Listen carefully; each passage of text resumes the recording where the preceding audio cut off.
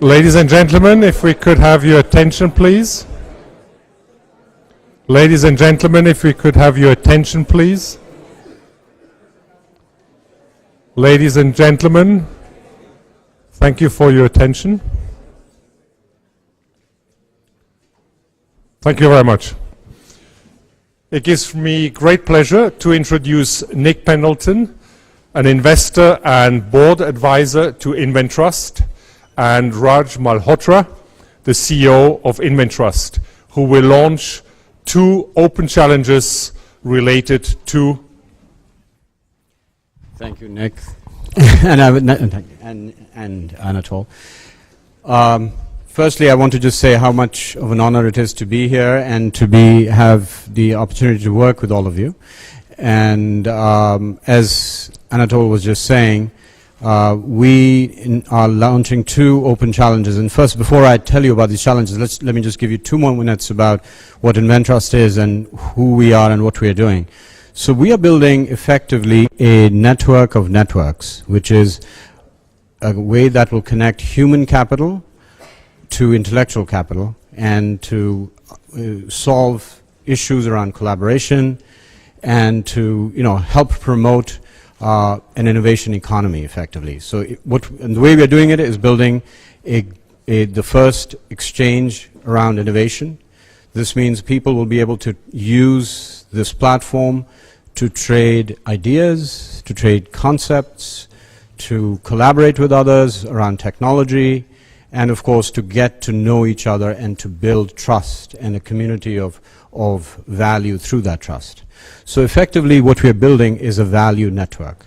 And one of the approaches we are taking to build this value network is to build out these open challenges. And just like the name suggests, these open challenges are actually something like an X Prize would be. So perhaps some of you are familiar with this term, an X Prize. So it's something that's potentially a grand challenge. That's something that, if solved, would make a substantial impact. And so it's not a 1x impact, 2x, it's 10x. So what we've started with are 2 challenges, and the challenges are, one is around desalination, and the second challenge that you can also read about is around monitoring and smart monitoring of water, water distribution, around leakage control and so on. You can, and I would encourage you, most of you have received or should have received an email from WIPO Green talking about the challenges.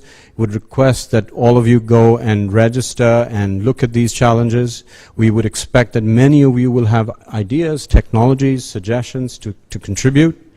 And we, of course, will, through the course of these challenges over the next few months, we will keep people posted on how and what is happening. We'll have a panel of judges with deep industry knowledge from both water as well as clean tech, and of course business, venture, who will be grading the submissions, and then of course we'll pick some winners.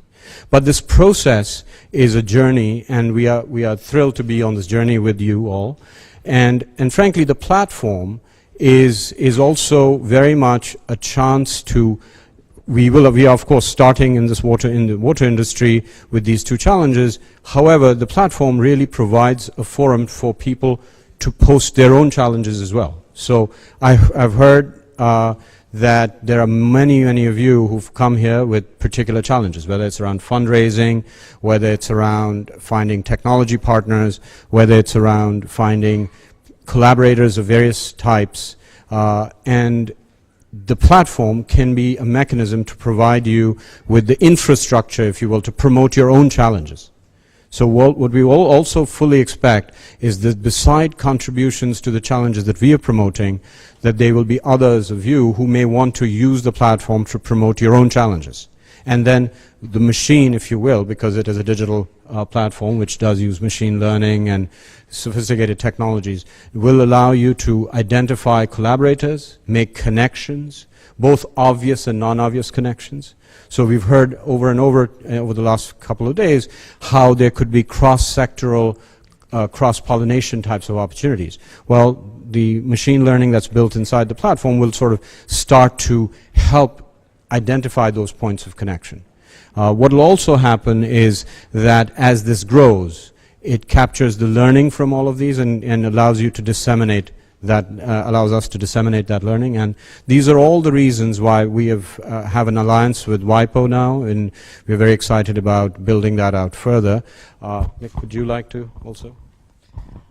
Just to say that what we're trying to do is continue and amplify all the good work that's happened over the last 2 days. So as part of that, you can all log on to the website for free and continue the discussions after today. But of course today isn't over and time is ticking on, so we should hand over to the rest of the conference. But we'd encourage you to check out the website and please take up some of the challenges. Thank you. Thank you very much.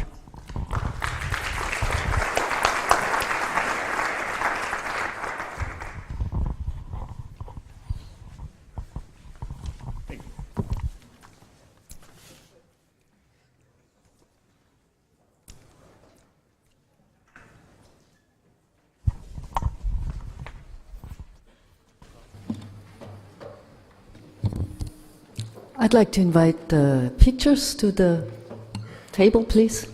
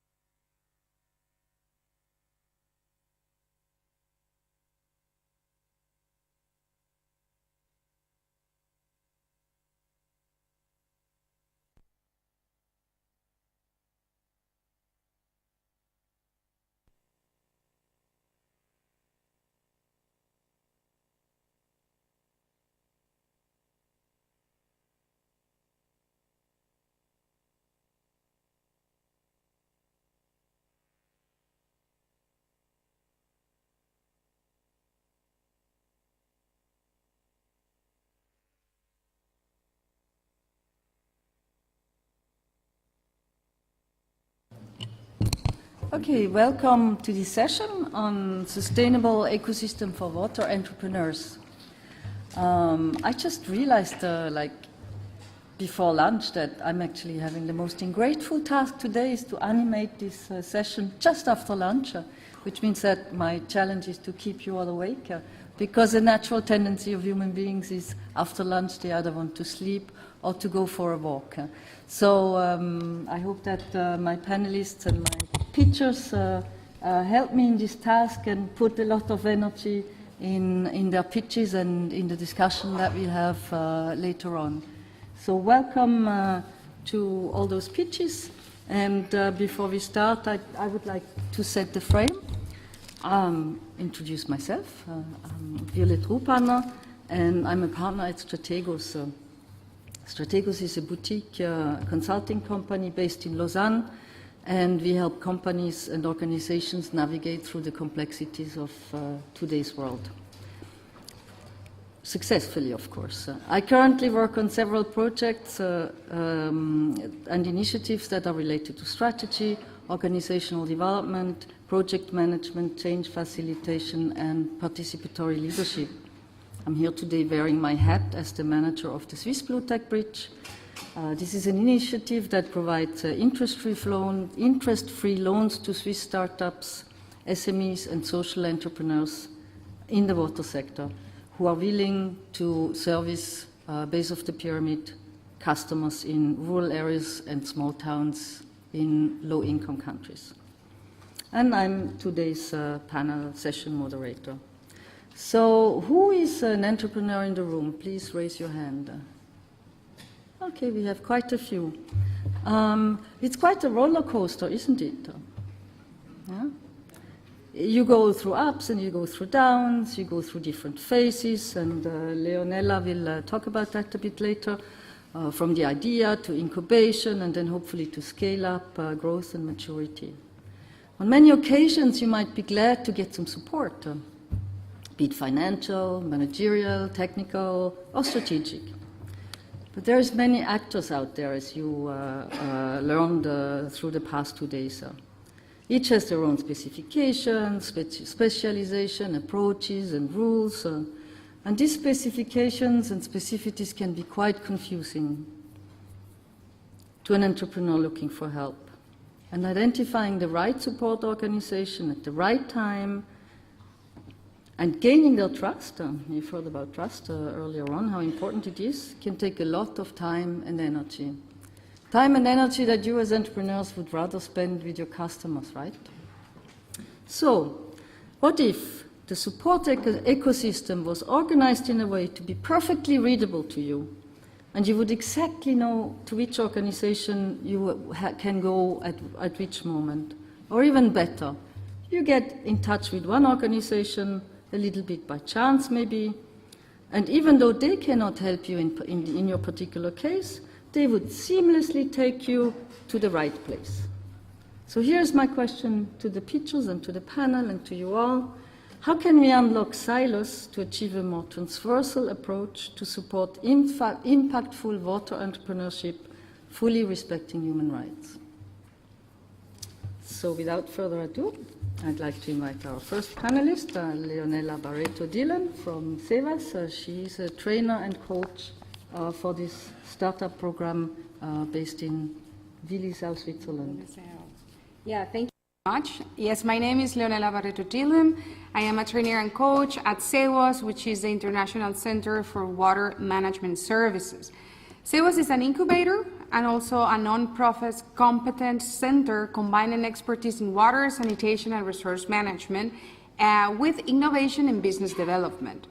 Part of our services is to offer an annual program, a startup program, which is an innovation lab and also an entrepreneurial community in which we provide individuals and groups with knowledge, skills, and the network to transform the business idea into an actual working startup. So this one-year program contains 4 modules, which are held every August to September in Switzerland and Sweden. And this is then followed by a 10-month coaching period. We also offer these programs in other parts of the world, such as in South America, also in India, in the Middle East, and in Southern Africa. Only in Switzerland, we have the opportunity to share with about 40 startups since 2011 with these young change makers that we help them to launch their business or their NGO in the water sector. So, as I said, SEVAS is an incubator, but we're focused in early stage micro and small scale startups, thus contributing to fill in the pipeline in the eco-innovation system in the water and sanitation sector. So here I have a graph. Yes. So you can see there is this turnover in the different development stage of a business. So you can see that actually a startup starts doing or generating revenues in the rollout phase, in the late incubation phase. And actually, they don't actually start breaking even up to in the acceleration phase, very, very late in this phase. So while there is considerable capital for mature entrepreneurs in the acceleration phase, and also there is funds available for the R&D phase, through grants and pilot projects, we noticed that the incubation phase, especially for low-tech and small-scale startups from developer countries, is not really in the radar. But these people, these entrepreneurs, are often very much embedded in their communities and in developing countries, and they can drive this change and innovation for the BOP from within the community. So thus we believe that there is a need for these low threshold incubators that can build a bridge between the pilot projects and the acceleration phase. But also there is a need for risk capital, so to invest into people and not necessarily into businesses. So our question is how to leverage funds and unlock risk capital to support early stage and especially no or low tech entrepreneurs in the incubation phase. Thank you very much, Leonela.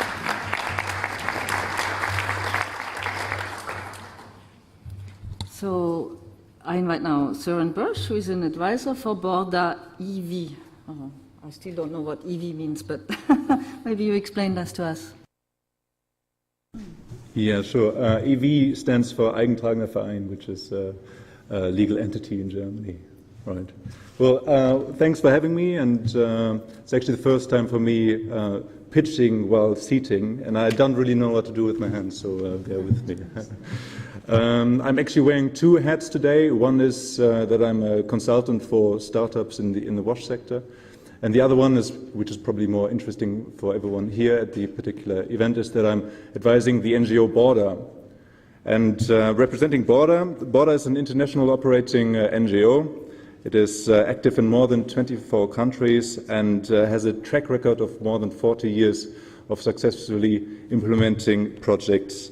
We are active in decentralized wastewater treatment systems. Many of the partners who actually have pitched before and who are active in sanitation are partners of ours. And so it's also CEBOS, for instance, and Toilet Board Coalition are partners we exchange dearly with. I think beforehand many panelists have used buzzwords or talked about buzzwords, and in sanitation one of the two buzzwords are actually high-tech but low-maintenance systems and also decentralized systems.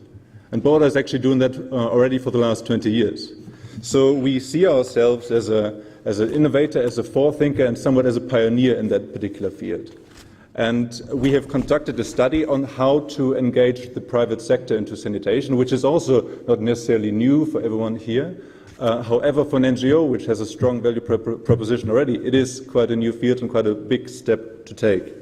And why are we doing that? The number which has triggered us is the staggering amount of $1.7 trillion which are needed in order to achieve SDG 6 by 2030. And today, per annum, solely $2.9 billion are invested through official development assistance. So the problem is relatively clear. The financial amounts required are too large to only be funded by traditional channels. So we are getting more involved in that and have started a private sector initiative at Borda. And obviously, in that particular context, and the question also to the audience is, we want to have partners, which is nothing new. But let me elaborate a little bit on that, because everyone's looking for partners during that event, is that we differentiate in the support of entrepreneurs in three factors. One is access to finance. The other one is the enabling environment around it. And the third one is the managing capabilities or business development services for the entrepreneurs. So we have a couple of projects that are already in our portfolio, and we are ready to start. But we don't simply want to start a project without actually covering all these areas, because you can't simply train an entrepreneur and set him out there. He or she can only take a couple of punches, but as long as the enabling environment is not ready yet, it will not succeed. So this is what we are looking for at Borda, and happy to talk details during the networking session.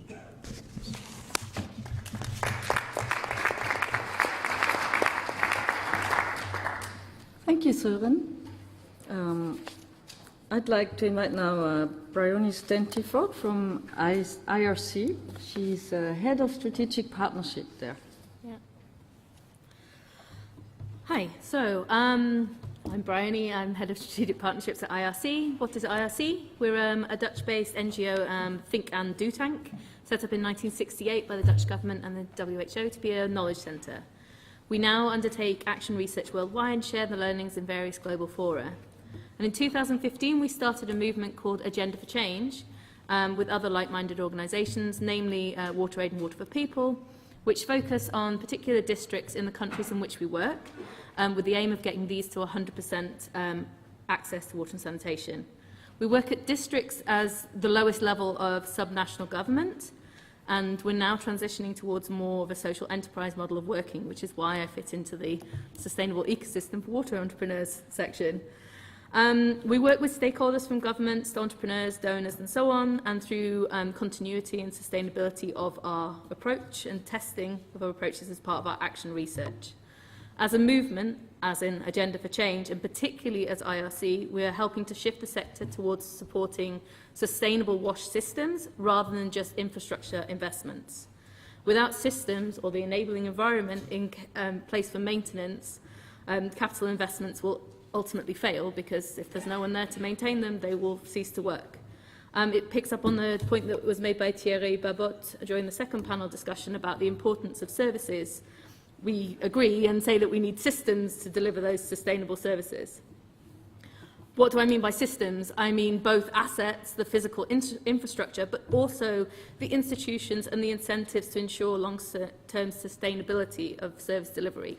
Finances need to be in place, for example. Other examples of systems elements are supportive policy and regulatory frameworks, financing strategies and investment plans, and mechanisms for decision-making and service provider accountability. So the challenge, I'm on to my last minute, the challenge facing this approach is that most interventions are still based on infrastructure investments and innovations. This means that there's limited attention to ongoing commitments that need funding, so no post-implementation support, no adequate attention for financing, and proper planning is overlooked. Access is not enough, service levels and quality are often poor, we often find they're worse than has been reported, and not enough attention to critical issues such as financing and the importance of public finance, maintenance, planning, and evidence-based decision-making. So what is my question to and need for the audience? Essentially, I'm asking all of you, how do we achieve more attention for the systems-based approach from investors, from partners and donors, to make sure that we're not systems blind? We all understand the need of systems for things like transport, education and health, but the same systems approach is also needed for the WASH interventions and seems to be frequently overlooked in favour of technical solutions.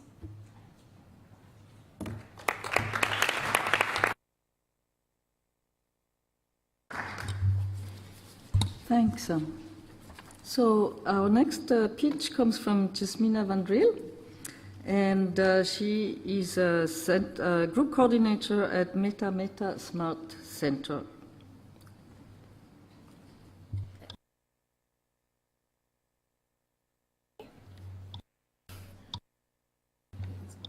Oh, thanks, Violetta.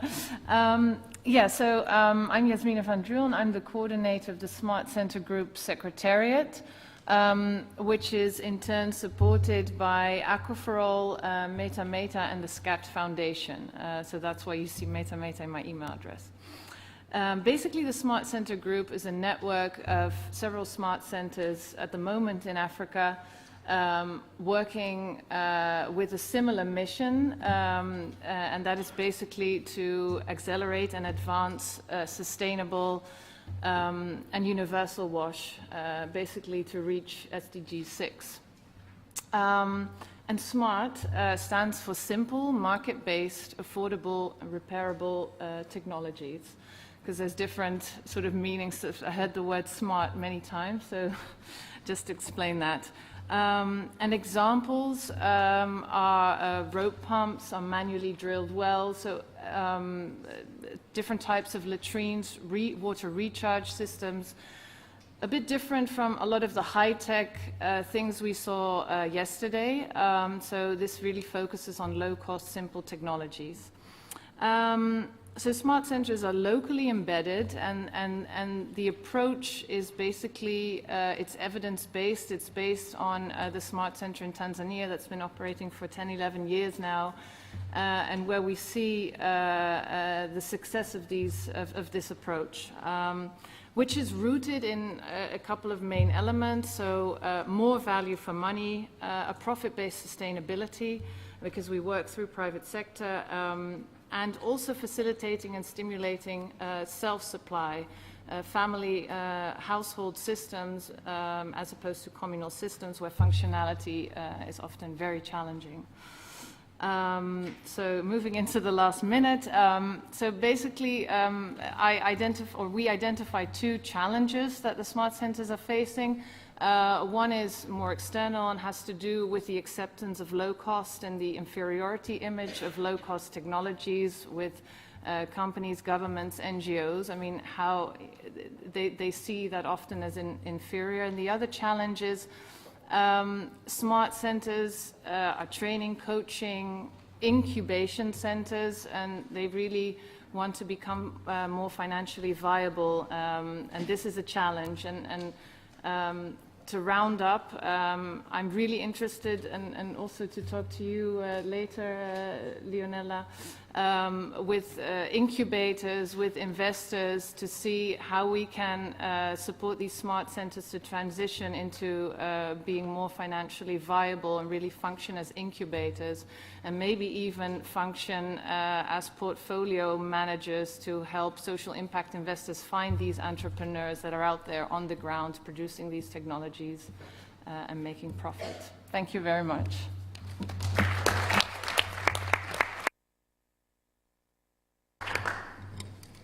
Thank you. Maybe Tomi Numi from Accenture might have a response to that. Maybe you have a response to also to Bioni. Yes. Maybe. Let's see. But good afternoon, everyone.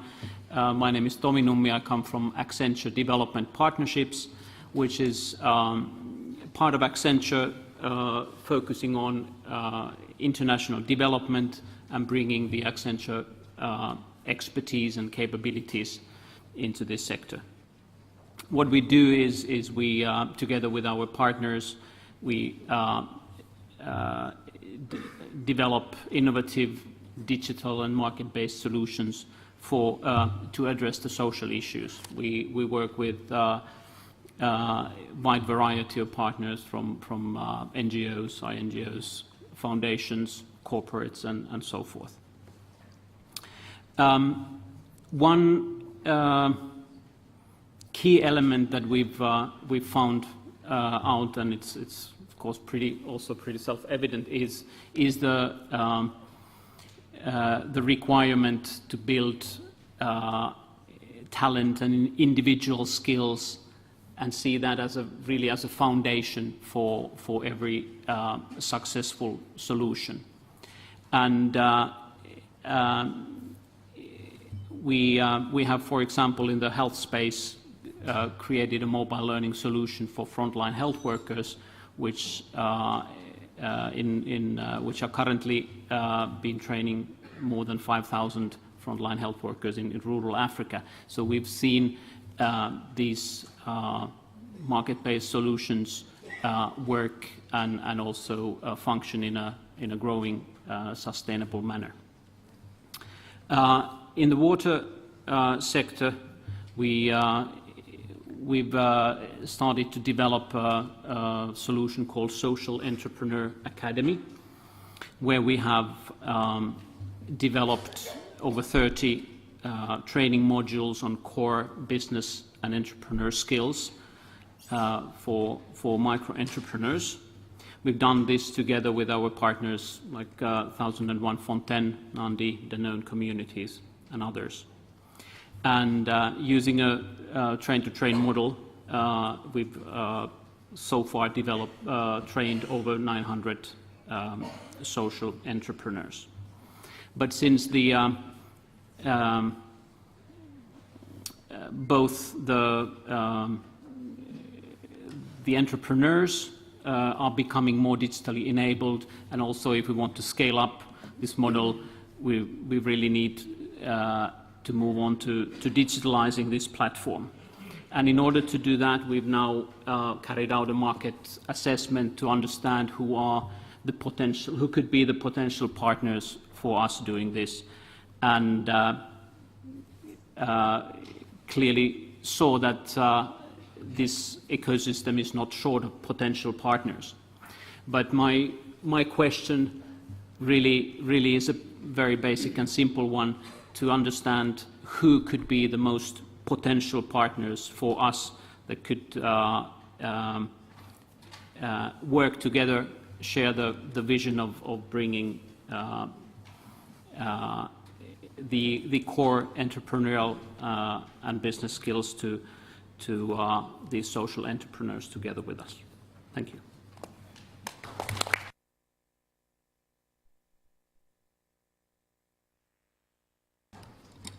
Thank you. And now we come to our last picture. Titia Wouters from Via Water, Program Manager. You have the floor. Hello, my name is Titia Wouters, and I'm the Program Manager of Via Water. And Via Water is a Dutch program that supports innovative solutions on water issues in the urban environment in Africa. And we mostly support African entrepreneurs from African origin, because we strongly believe that there's a highly skilled group of African entrepreneurs that have had often their education elsewhere and want to make a change in their country of origin. So they know the local situation and they know the state-of-the-art knowledge. I have taken this product that we are supporting, and please don't immediately think of this other Dutch product that some of us enjoy. This is a dried water hyacinth. And the water hyacinth is an invasive water plant that covers the lakes in Africa. And it suffocates the fish and it blocks the navigation routes, so people cannot go out fishing and there's no more possibility to go to the market. I could talk endless about this product and the support that we give as Via Water. But what I would like to touch upon today is about the entrepreneur that's doing this and all the skills and the capacities he must have to be able to realize this innovation. He must be CEO, CIO, CFO, CTO at the same time. We want him to be a leader. He has to stimulate his team, push his team forward. He has to have good convincing skills because he needs to convince us as investors and funders, so verbally strong. He needs to know every single technical detail about the water hyacinth until the very last screw of his milling machine. And he must know how to run an international project. He must know everything about risk matrices, theories of change, lock frames, business models, revenue models, cash flows, etc. We need him and want him to know and be able to do all of that. Honestly, I don't believe that these supermen and superwomen exist. But we do want them to be like that. Fine. Let's then see how we can support them, and that's our biggest challenge. What sort of support do these entrepreneurs need to help them to make their dream come true? I challenge you and I ask you to come up with good ideas on how we can improve the skills to be able to be a good entrepreneur. I know two, and that's mostly giving them a lot of confidence and giving them room for failure. If you have any other ideas, please let me know. Come up to me if you're interested in the water hyacinth, or if you're interested in any of our other projects that we're supporting. We have prepared a bid book to give you an idea of the rest of our portfolio. Thank you.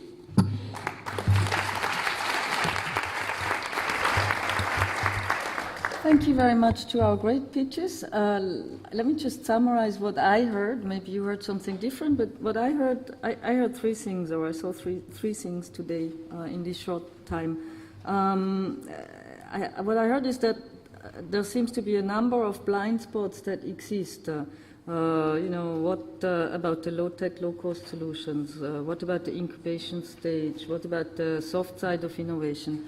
And I invite the audience to challenge that and to go to our pitchers who've done a great job to keep you awake, I hope, and to prove them wrong, that there is actually people out there who are interested in the low-tech solutions, in the low-cost solutions, in the incubation stage, and in the soft side of innovation.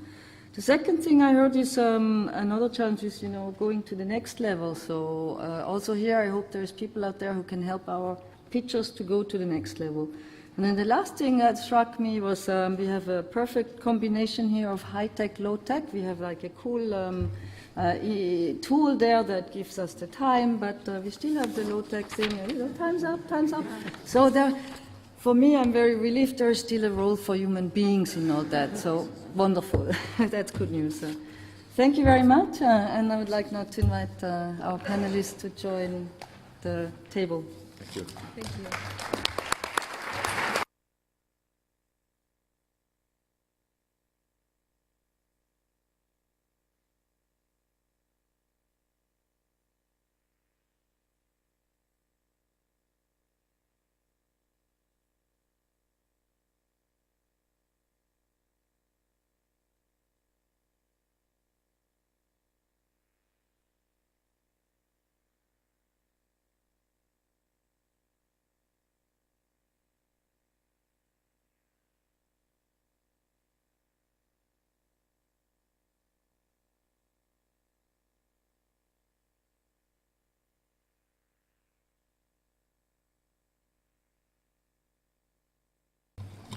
Okay, all settled in?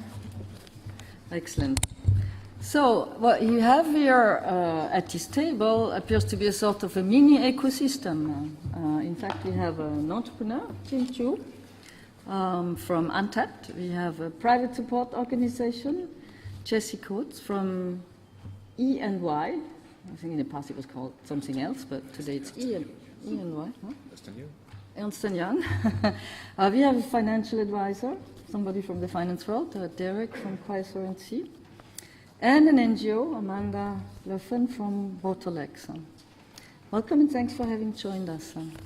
To start with, I just would like to invite you to just briefly introduce your organization and what made you come here today, what is your challenge. So we start with Jim. So at Untapped, we focus on the decentralized water model. So what I mean by that are models that use local water treatment focused on BOP consumers to provide greater access to clean water. So we've seen many companies, even the last 2 days, that do this. And our approach is to try to create more scale in this sector by creating a platform so that makes it easier for institutional funders and others, as well as service providers and even other small water companies, to access financing, but also achieve more economies of scale in the sector. Because we believe that there's a tremendous potential for the model, the decentralized water model, but only a few million are served by this model today. So we would very much like to see a much greater scale-up of the model, and I think the sector will really require more sector-level investment and consolidation in order to do that. Thank you. Jesse?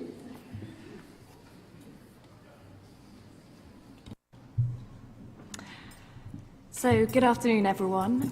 My name is Jessie Coates. I'm the Head of Operations for EY's Enterprise Growth Services Programme. For those of you that don't know EY or Ernst & Young, we are a global professional services firm. We're typically known as a finance and accounting firm, but actually we have a very large consulting practice as well across strategy, IT, HR, and supply chain. We have 230,000 people globally, and we have offices in over 150 countries. But I'm here today to talk about enterprise growth services. EGS is essentially the not-for-profit consulting practice that sits in EY. And we extend EY's consulting services to high social impact entrepreneurs, like Jim, to help them overcome their barriers to growth. And we do that at a 90% discount from our mainstream rates. And like the social entrepreneurs that we work with, we believe in business for good, to innovate paths out of problems such as access to clean water, clean energy, healthcare and sanitation. We help early stage entrepreneurs to develop and tune their business models, and growth stage entrepreneurs to scale up and overcome their barriers to growth. To date, over the last 4 years, we've worked with many entrepreneurs across the health and sanitation sectors and helped them to develop their business models and operationalize as they scale.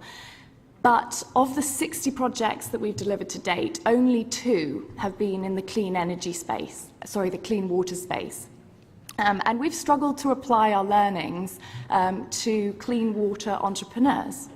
It may be that no water entrepreneurs exist with scalable business models. I'm hoping that Jim has proved that wrong.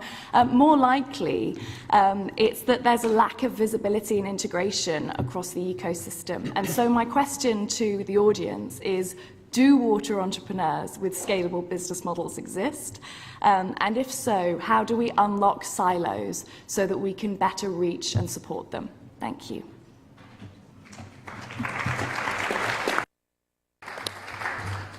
Okay, Derek, it's your turn. Good afternoon. Thank you very much, Violette and Nicolas, for the invitation. I'm delighted to be here. So, Quasar Company is advising some private and public capital owners on their long-term capital deployment strategies. And what we try to do is, today, what I'm going to try to do is refocus on the market-driven dynamics and not the philanthropic side. And we have observed a key structural change in the financial sector on one side and a huge demand. The demand is, of course, the SDGs 2030, which, according to some analysis, will require 80% from private capital and not public one. So that's the demand. On the supply side, there is actually a key structural change with low yields environments, and suddenly the opportunity cost to invest in alternative type of projects becomes a great alternative for traditional capital owners and not only the one who believe in SDGs. So our goal and our approach is really to use the profit incentive to allocate capital to the right projects, which is a challenge we've heard today, but also most importantly to change behavior of investors and behavior of consumers. And we believe to really reach rapidly the 2030 goals, those two components will be key. So to do so, we look at three types of yield. We look at the financial yield, of course, but sometimes, and hopefully most of the times, there might be some social and environmental yield as well. But the challenge is really to speak a language that both sides understand.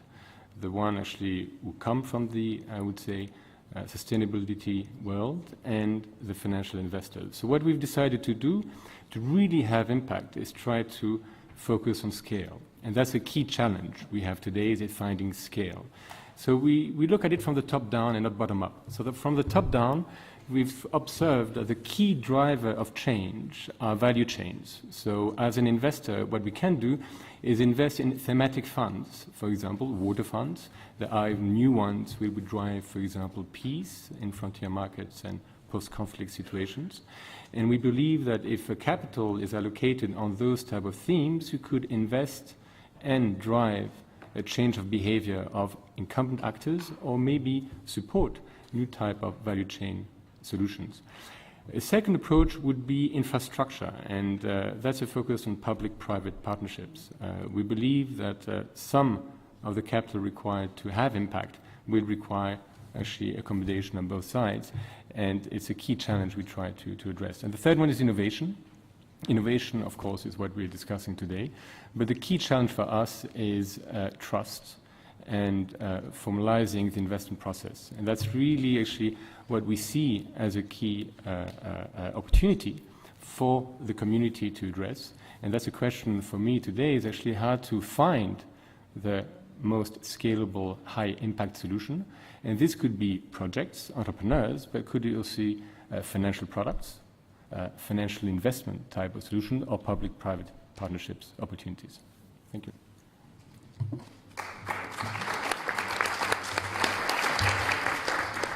Thank you, Amanda.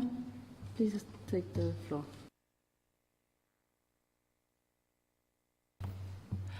Hello, my name is Amanda Lufin. I'm a water governance expert. My background's in community-based decision-making and policy design for water infrastructure development. I'm now at Waterlex, which is a Geneva-based NGO, and it uses law and policy reform to secure the human rights to water and sanitation. That means that there's sufficient water, it's safe, it's accessible, it's culturally accessible, and it's affordable. and that it's done in a way that is participatory, accountable, and non-discriminatory. So the project that I'm going to talk to you about today is one where we're supporting small-scale drinking water entrepreneurs in India. And as you can imagine, the government there has huge problems in meeting their obligations to supply sufficient and safe water to everyone in that country, let alone some of the other niceties such as affordability. The private sector we see as part of that solution.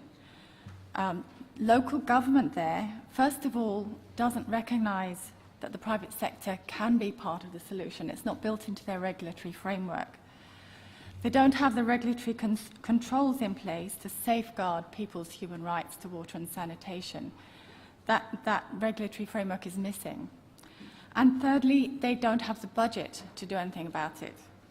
So Waterlex can help by assessing the existing law and policy with respect to gaps in the human rights to water and sanitation, and can recommend to government or to local municipalities how to create a more enabling environment to also meet the human rights to water and sanitation. So part of this work is desktop. We have a team of experts in Geneva, and we look at the legal and policy frameworks. But we also work with partners in the country that we're working in, because we can't be everywhere, and we need to understand what the actual situation is, what the compliance is, what the real problems are. And so we're working in India in particular in these 3 states, and as written behind me.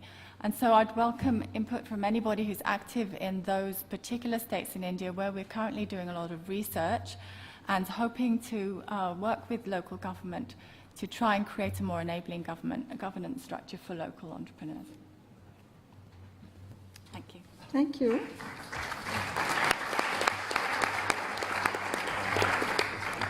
So my first question goes to Jean. Amanda highlighted in her pitch that the private sector could be a fast-track option for supplying safe and affordable water instead of governments. So from your perspective as a water entrepreneur, what is missing? What is really missing today to make that a reality, that the private sector has a driving role? I'm not sure we have enough time to talk about that, well, I think, so I come from a very different world. I come from the technology business world, and in that world, I ran a few companies in that world, and there was always some form of informal or formal chain of this ecosystem to get from point A to your IPO or to an acquisition. That may be starting off with angels who are willing to take very high risk, and to the next stage where they're willing to take a little bit more risk, and so on, so on, so on. You know, I think one of the issues in this sector is that there are a lot of players in the sector, but they're fairly disparate in terms of their goals and the sizes of the investments and the types of investments they make. So because of that, there are all these gaps in the sector. And so, for example, a lot of water NGOs, or sorry, water businesses, reflexively go after grant funding. But oftentimes what grantors want is not necessarily the same thing that makes a sustainable business. So by writing your application or getting the grant gets you down a wrong path towards business sustainability or creating a real business, or for what the next stage actually wants.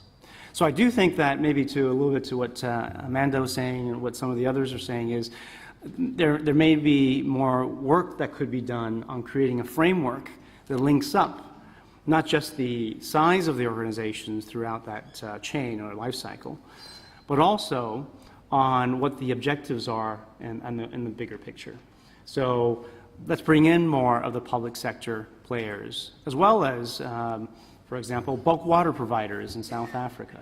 They're very interested in solving the informal settlements issue, and they could definitely benefit from successful solutions of micro-entrepreneurs in the water space.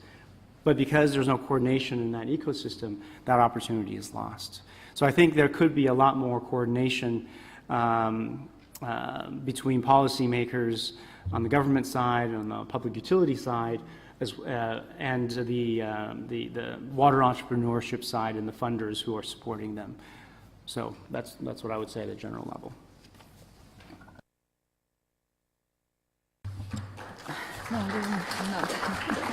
Thank you. Not every time in the sake of time. This morning we heard about the certification example. This question goes to Derek. Some people think that certification labeling might be a solution also to de-risk investments. So you are an investment advisor. Do you think that such certification processes could really make your clients take more risks or make them less risk averse? If you think yes, can you explain us why? If you think no, can you explain us why? And if maybe, what would be the main criteria?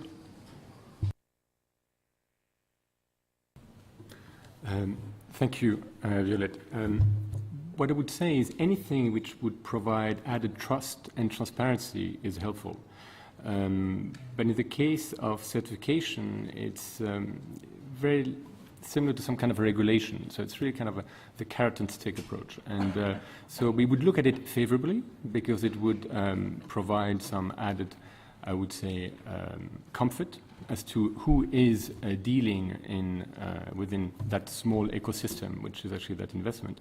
But at the end, as an investor, you really have actually to focus on traditional due diligence and really try to understand actually what the business is all about.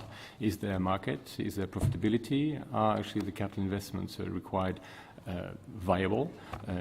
Is it actually viable over the medium to long term? Is it having an impact? So anything which could provide to addressing those questions is helpful. But what I would say is the way we look at it, we try to be highly kind of innovative. And for example, as an investor approach, we look at an asset allocation. And for example, a key challenge our investors have today is, for example, for the traditional bond investments, the yield is really low. So we're trying to find an alternative. And that alternative could be a bridge to having an impact. An example is what I mentioned as a second point just before, which is infrastructures. And for example, if you look at cash flows and risk, suddenly a long-term investment in infrastructure where the capital is locked but having a yield yearly which is attractive could become an alternative to a traditional bond investment. So in doing so, of course, we need to be sure that the capital is located, is secured, and can be accessed when it needs to be accessed. So it will be linked maybe to certification, but also to regulation, and the way the project is managed, let's say, over time.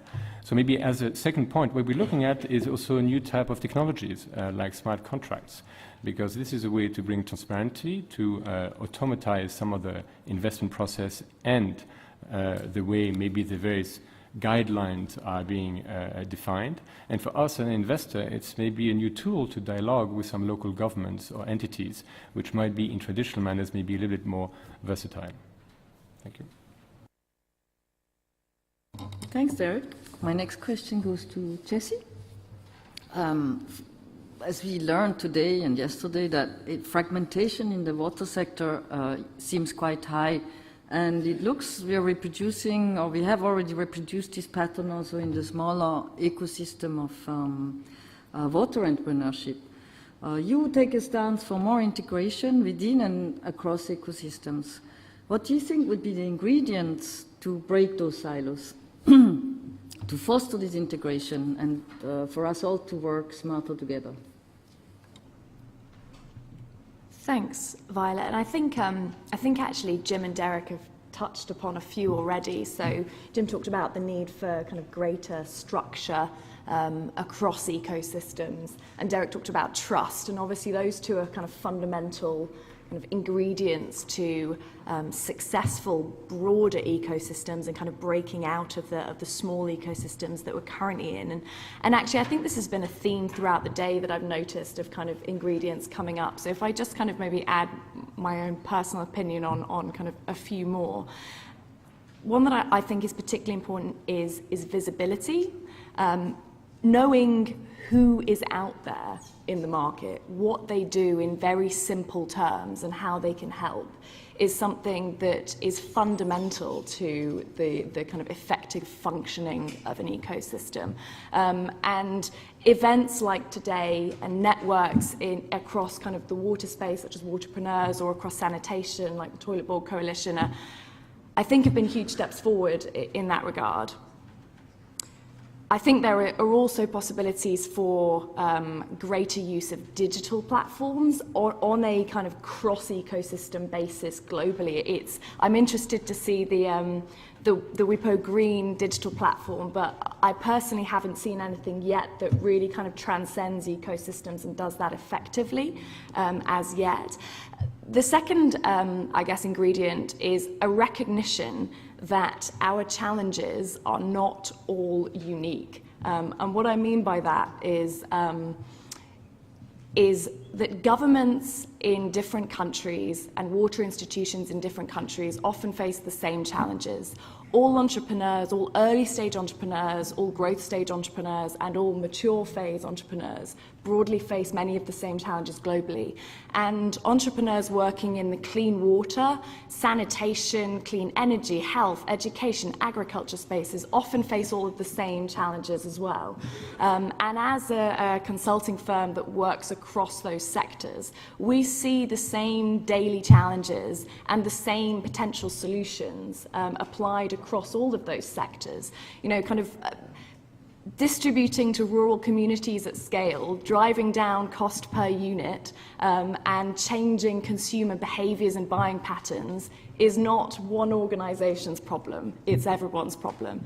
And I think there is a role for private sector support, such as ourselves, to take a responsible role in being able to apply our learnings, our cross-sector learnings, to that ecosystem to save entrepreneurs time, money and effort in research and development. Thanks, that was a very interesting and thoughtful input. I mean, all of your inputs were thoughtful for that matter. My question now to Amanda. We've heard from Jim about the main barriers to the private sector being a fast-track option to safe and affordable water. You're coming from the governance and human rights angle. For me, that begs the question, what is or could be the unique contribution of this expert area to drive sustainable, which means human-centered and environmentally friendly and still reasonably profitable water entrepreneurship? Excuse my voice. Thank you. I think fast track might not be quite the right word because nothing's quick, especially in governance. But I do think that we could waste a lot of time if we try and push through private sector solutions without having a good governance structure. And so you can put a lot of money into digging wells and putting in solutions which are short term, but then if there's no governance to regulate it and control it and monitor it over the long term, then it doesn't stay and it's not a sustainable solution, and then that money is wasted. So I think our recommendation here is to, from the beginning, get the local government involved and get the private sector accepted as part of the solution and make sure that those controls are built in and monitored on an ongoing basis. And that's something that I think that, we would like to be able to help with. It's the way that we're going with the private sector at the moment to try and create that enabling environment. A follow-up question to that. What kind of concrete services or offering would you then provide for companies or governments or local governments that would want to go that way? Thank you for asking that question. First of all, we need to be invited in. If you're going to work with government, you need them to want to work with you because you need to create change. But actually, if there is a situation where there is potentially a governance problem, which is most areas, to be honest, when it comes to human rights, to water and sanitation, there's always gaps. And so we have a methodology where we can have a look at the existing situation, map all the water laws and policies, and how they're being complied with in practice. And then we specialize in working with parliamentarians, with government, with ministers, to recommend to them how they may want to make some reform. And we're advisors and consultants, so we're behind the scenes. We don't advertise our work. We're consultants to the government so that they feel comfortable with taking advice from us and they can take it forward as their idea. So it's really important not to point fingers, and every government has gaps in their law and policy and compliance, and it's about trying to help them find a progressive process, progressive realization between now and the next 10 or 20 years or however long it's going to take. But creating that environment is what's really going to make things sustainable. Thank you very much. This brings us already to the conclusion of this panel. Time always flies when you're having fun. I would like to conclude this with going back to yesterday, a remark that was made by Arthur Woods from Total Impact. He was talking about building a community of trust. And my final words to you is, what if we created such a community that would be connected and collaborative ecosystem to multiply our impact. And I would call this a community the Swiss Pact for Water Entrepreneurship. And I wouldn't call it Swiss because I myself am Swiss, and not because I'm patriotic, but because I think that in the image of the world, the word Swiss stands for quality, for reliability, for efficiency, and also for beauty. So I invite us to create this pact, Swiss Pact for Water Entrepreneurship together. It was my great pleasure and honor to work with you on this panel, and thank you very much for your attention. Thank you.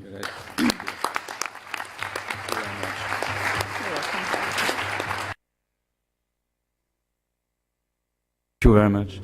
The break will be in the room.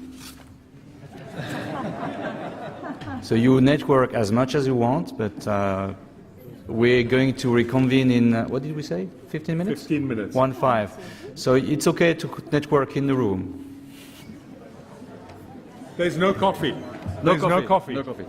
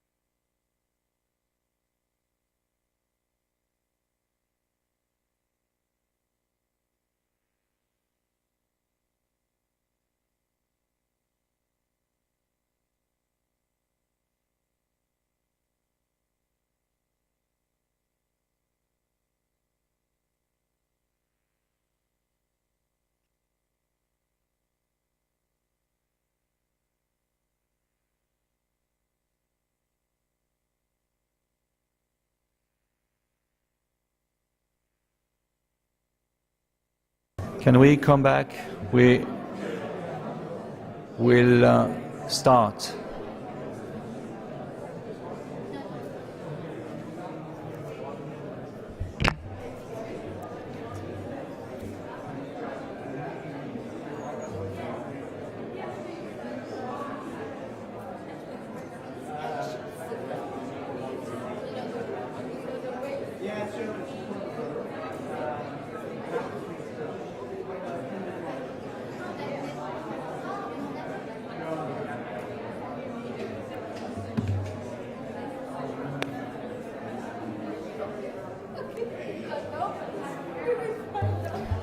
So we will continue with theme number 5.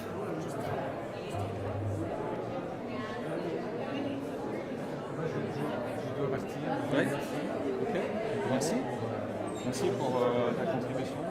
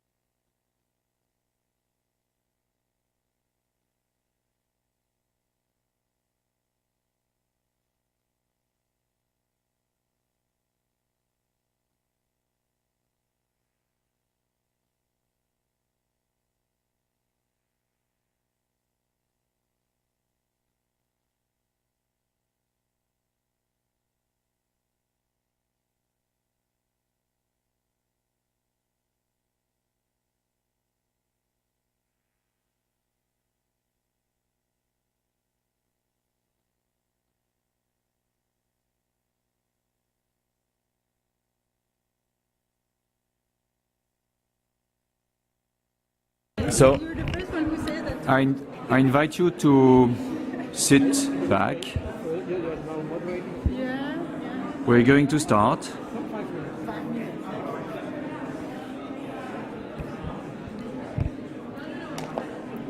We have two more panels, and in the last one, some of the speakers need to fly back. So you too, okay. It will be great if we can start again.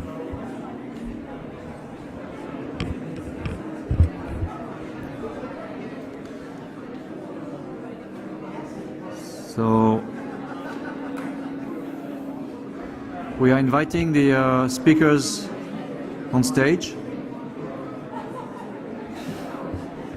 Jérôme and Nicolas, I invite you to sit so that people see that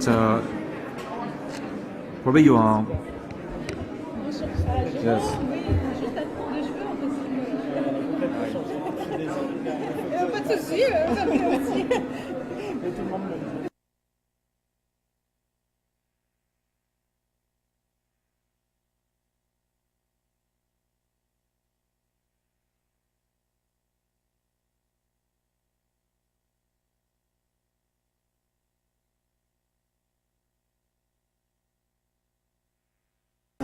Sorry? Yes, we are really getting requests from friends who are on the last panel and who have planes. So I think we should try to start again. Can I invite you to just finish your conversations and continue later on? Oui. Et Jean? Mon ami Jean? On va commencer.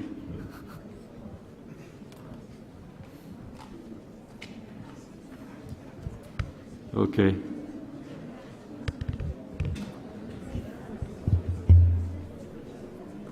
Tu montres juste comment ça marche, il faut passer sur... Oui, sur les boutons.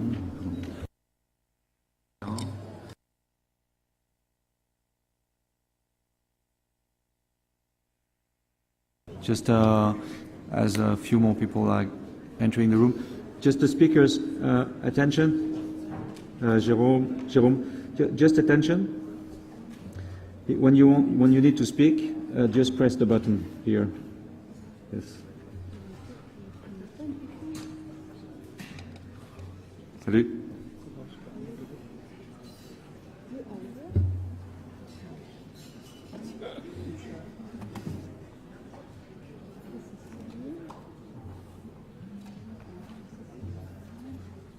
Voilà. Jessica, c'est bon? So Jessica, the floor is yours. So welcome everyone to the session number 5, where we're going to discuss market-based solutions to provide safe water. The idea for this session is to basically say there is a lot of technologies and business models out there that, at least in theory, could provide safe water to remote or poorer populations. To my knowledge, most, if not all of them, struggle with profitability and penetration. So we have the chance today to have 7 organizations who try to crack this nut since a long, long time, and they have all different experiences, but they also have very converging challenges. So the point of today is to little bit compare notes and see the different strategies they respectively try to cut those costs, increase penetration, change mindsets, and so on. So with this, I'd like to leave the floor to Oliver. Hello everyone, thank you very much for the introduction. I appreciate the fact that despite my country moving away from Europe, I've been called Olivier, so I'm going more continental, I guess, today. So yeah, thank you very much for the introduction. My name is Oliver Richards. I work for an organisation called the Carbon Trust. We work as a consultancy advising governments, corporates, investors, or anyone on accelerating the transition to a more sustainable economy. And we've been working with CTCN, an operating arm of the UNFCCC, in assisting on a technical assistance request from the Ministry of Environment in Namibia. So they've been looking at investment opportunities in their water sector, and we've been helping them look specifically at the rural water sector.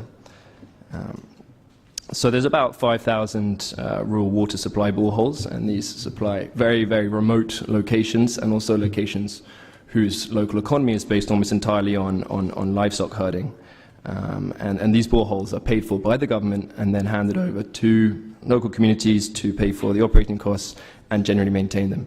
When the government sets them up, they expect them to last roughly 10 to 15 years, although as is the case, I'm sure elsewhere, they're lasting much less long than that, 2 years, 1 year.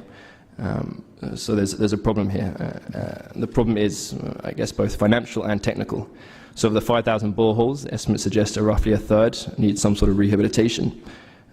Technology issues imply that they're poorly built in the first place. There's been some stress to try and employ local SMEs who perhaps are less qualified than others in doing this job.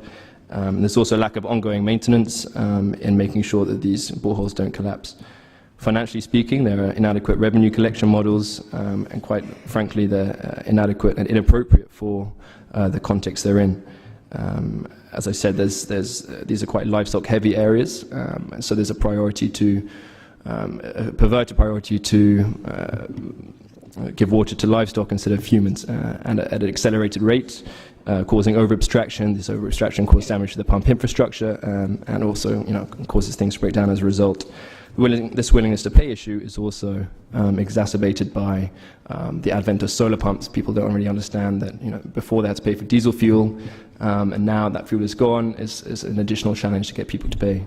So I guess the challenge that we're facing is trying to find some sort of hybrid business model which works in the context of the human-livestock interplay. Thank you very much.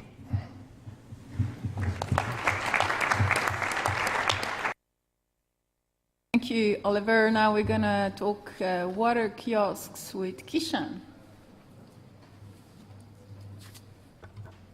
Thank you, Steffi. Good evening, everyone.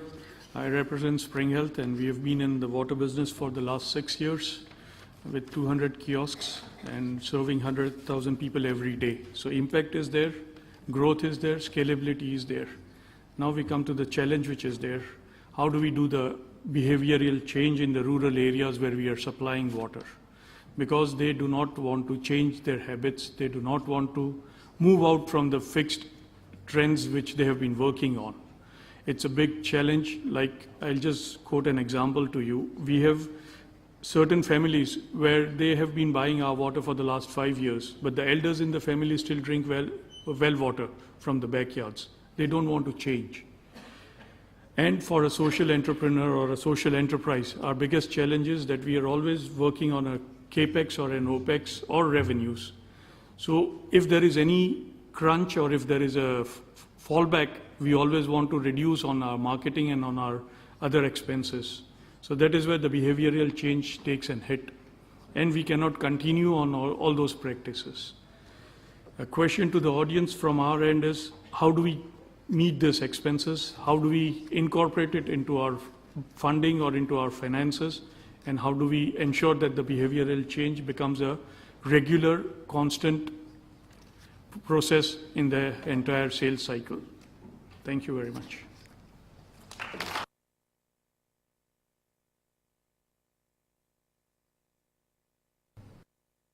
Now I'd like to hand over the floor to Nat. Great, thank you, Jessica. It's nice to be back.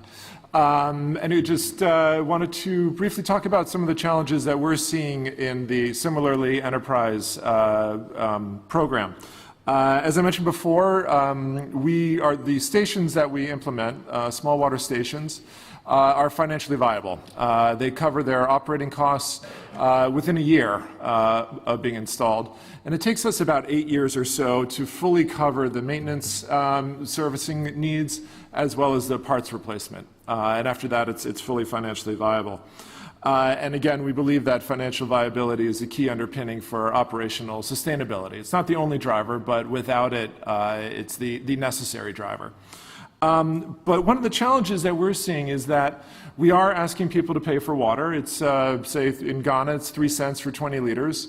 And if you follow the UNDP standards, that means it's affordable to people who live on about $1 a day. So we also know that the driver of penetration, one of them is proximity. So we work to bring the water closer to people's houses so that they're more convenient. But we still know, and we've done the consumer research to back this up, that we're pricing people out of the market. And so the question is, how do we make the water affordable or inclusive to everyone in the community, including people who live on less than $1 a day? One of the areas that we've been exploring is around conditional cash transfers. So essentially leveraging a digital finance infrastructure to transfer cash directly to people who live on less than $1 a day for them to use for purchasing water. There's a lot of ifs in that statement, or there are a lot of questions. Are we being able to target the correct people with it? Will they necessarily use the money for water supply? We do see, if we're able to work out these issues, we do see tremendous upside. One, with more people drinking clean water. It also substantially contributes to the financial viability of a safe water station, which again strengthens the operational sustainability. So, a question to the audience. I guess, what role does subsidy play? We talk a lot about innovation and we talk a lot about enterprise models, but I think we shouldn't shy away from the role of subsidies. And so interested in people's reaction to that, as well as experiences that people have had with very targeted subsidies to the poor. Thank you.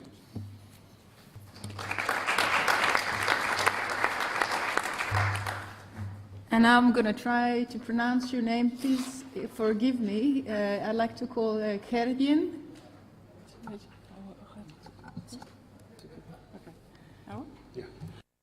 Gerdien is Dutch, yes, sorry.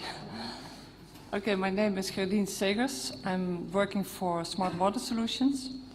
This is a small social enterprise. We are working in India, in Gujarat.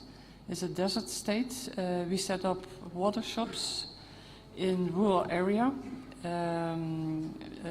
but we are placing full automated systems. That means that people can buy the water using a water ATM card. They can also, if they have a Vodafone telephone, they can also pay by M-Pesa, so by telephone. We are now really struggling, and it's the same story as Spring Health.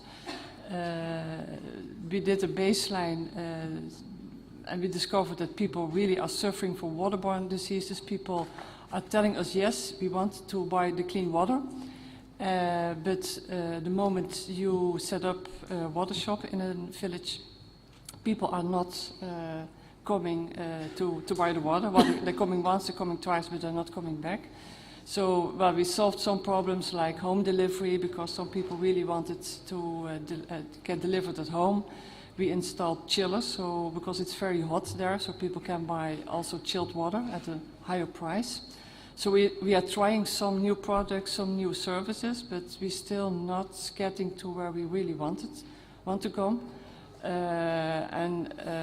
So that's also what's my question to the audience is, what can we do? What services can we add?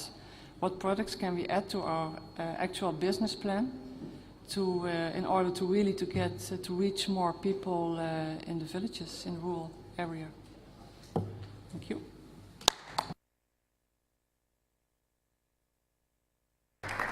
Thank you very much, Cyril. Thank you. I'm Cyril Antignac. I'm the founder of a company called Iberis Capital, which is a social VC active in Southeast Asia. We scouted solutions in water issues in the region we are, and found that Vietnam was the country where there's massive gaps in water provisions for clean waters. Vietnam, a country of about close to 100 million people, very high density of population, in parts close to the highest in Europe, southeast Britain, southeast England.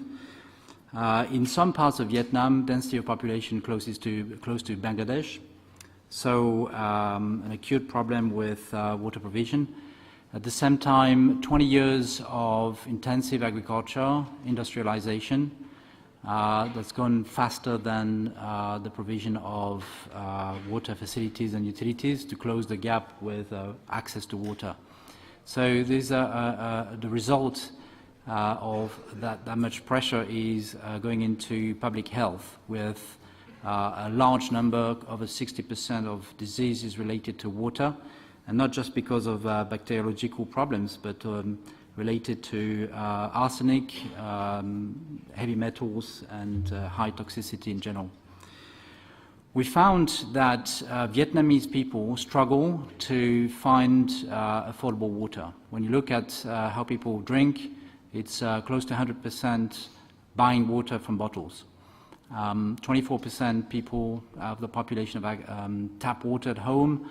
About 1/3 of municipalities still do not have public utilities. So access, affordability is an issue. We, as impact investors looking for a solution in this, we found three things.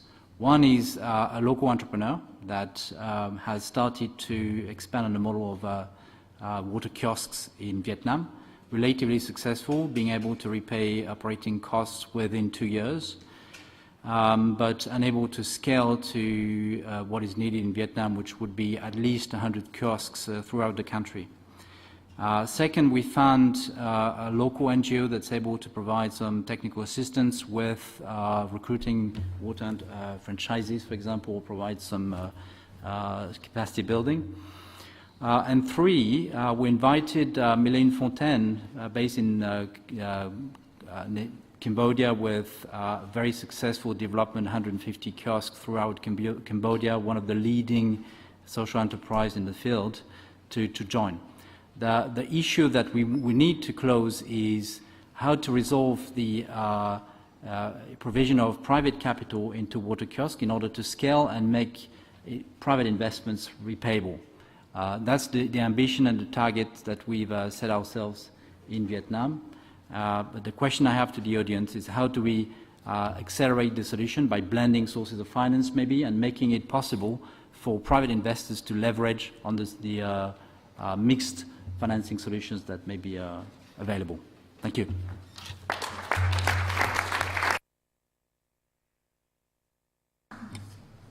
Thank you, Cyril. And then we have Jérôme.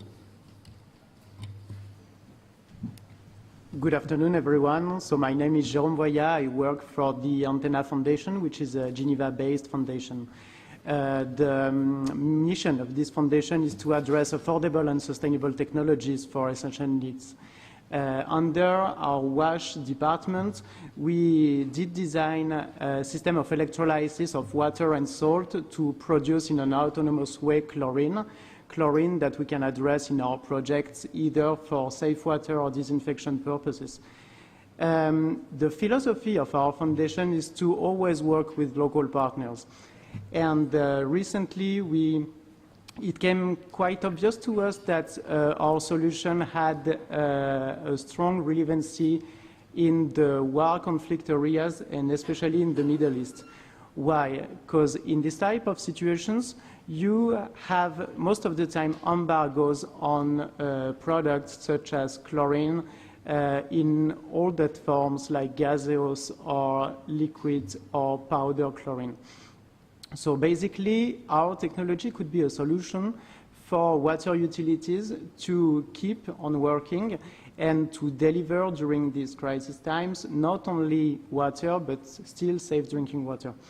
So assessing this situation now, the challenge for us is to keep this logic of partnership and to find partners in these regions which are affected by crisis and sometimes by war. So this is my challenge and question also to the audience today, how to partner with especially water utilities for them to keep working in the Middle East region. Thank you very much.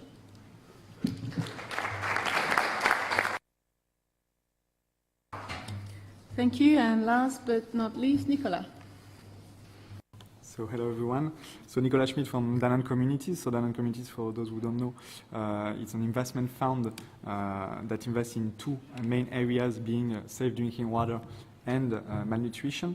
Why? Because this investment plan is closely linked to Danone, the company, and those two areas are areas where Danone operates. This helps us to bring both equity capital and technical expertise to the social business we invested in. That's the main fund for Danone Communities. We impact around 1 million people thanks to investment in around 9 social businesses to date. So for our Water Today challenge, we invested into 4 social businesses around this water area, and both operates thanks to water kiosks, so decentralized safe water enterprises. We partnered with a group of financiers that also finance safe water enterprises to assess the potential of safe water enterprises in a study. This study, we will release it during the CUE, but our main finding thanks to the study is that, as many of us just said, safe water enterprises are a credible, modular and complementary model to provide safe drinking water to a broader range of people, of both people, in a financial sustainable way. So that's the first and main point of our study. And our study also showed that we can go much further than the 3 million people that we are touching, impacting thanks to safe water enterprises update when we gather all the safe water enterprises that we have, not only Danone communities around the world. We can touch, in fact, more than hundreds of millions of people thanks to this model. But we still have a lot of challenges to overtake to go through that path. One of them, and the most important one, is financial sustainability. So we believe at Danone Communities that financial sustainability is at the heart of everything, and meaning reimbursing both CapEx and OpEx is the long-term objective that we have to pursue when we are talking about safe water enterprises and to tackle SDG 6. In the meantime, we know that financial sustainability is not for sure at the corner, so we absolutely need hybrid models to overcome our goal. Hybrid model in terms of mixing people that are willing to share, to learn, to develop those models and to invest and take risks over those models. Mixing so financial capabilities in terms of grants, in terms of loans, in terms of equity, as we are doing at Danone Community, but also in terms of entities, so private and public entities. My question to everyone is quite linked with your question, and in fact there are 2 questions. Is how can we scale? Optimizing our safe water enterprise solution? So we have gap to overtake. First one is about maximizing our volumes. So how can we better maximize penetration and loyalty of our consumers, the ones that are going and buy our product in our safe water enterprises? It's our first question. And second one would be, same in this idea of finance optimization, how can we improve the operational skills and the operational efficiency of our model? Thank you very much.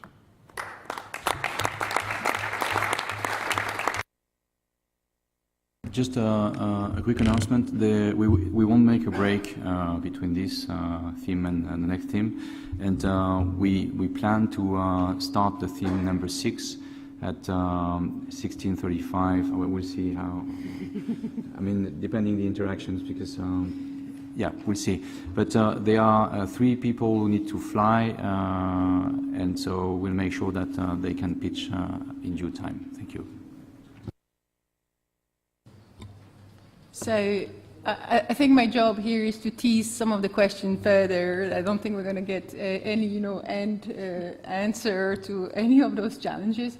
But I'd like to start with Oliver, and I think he probably has one of the toughest challenges on the table, because it's like you have crumbling infrastructure that was poorly installed for free, 20 years ago, and nobody to actually service them and nobody to want to pay for that service.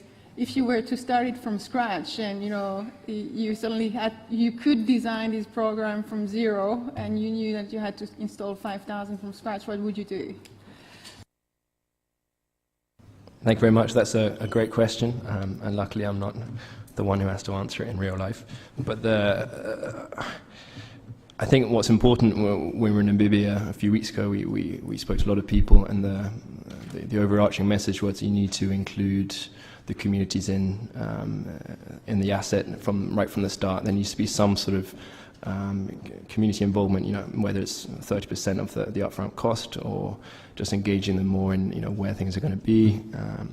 Namibia has a fantastic resource in terms of its community-based sort of natural resource management. There are these things called conservancies, which community-based natural resource management is, I think, cover about 200,000 people in the country, mainly in sort of poorer rural areas. They've done a fantastic job at sort of looking after the biodiversity, and as a result have made a lot of profit from things like safaris or sustainable game hunting. And we think the same can be sort of applied if we speak to them and try and implement sort of sustainable water solutions, using the same techniques, speaking to these communities, getting them engaged right from the start. We've also seen microfinance institutions be relatively successful in their recent ambition, and the emergence of prepaid water meters in more sort of areas with pipe networks facilitated by mobile money. So there's definitely a sort of an avenue for mobile money there in the future, as well as sort of monitoring systems which would allow preventative maintenance to happen as well.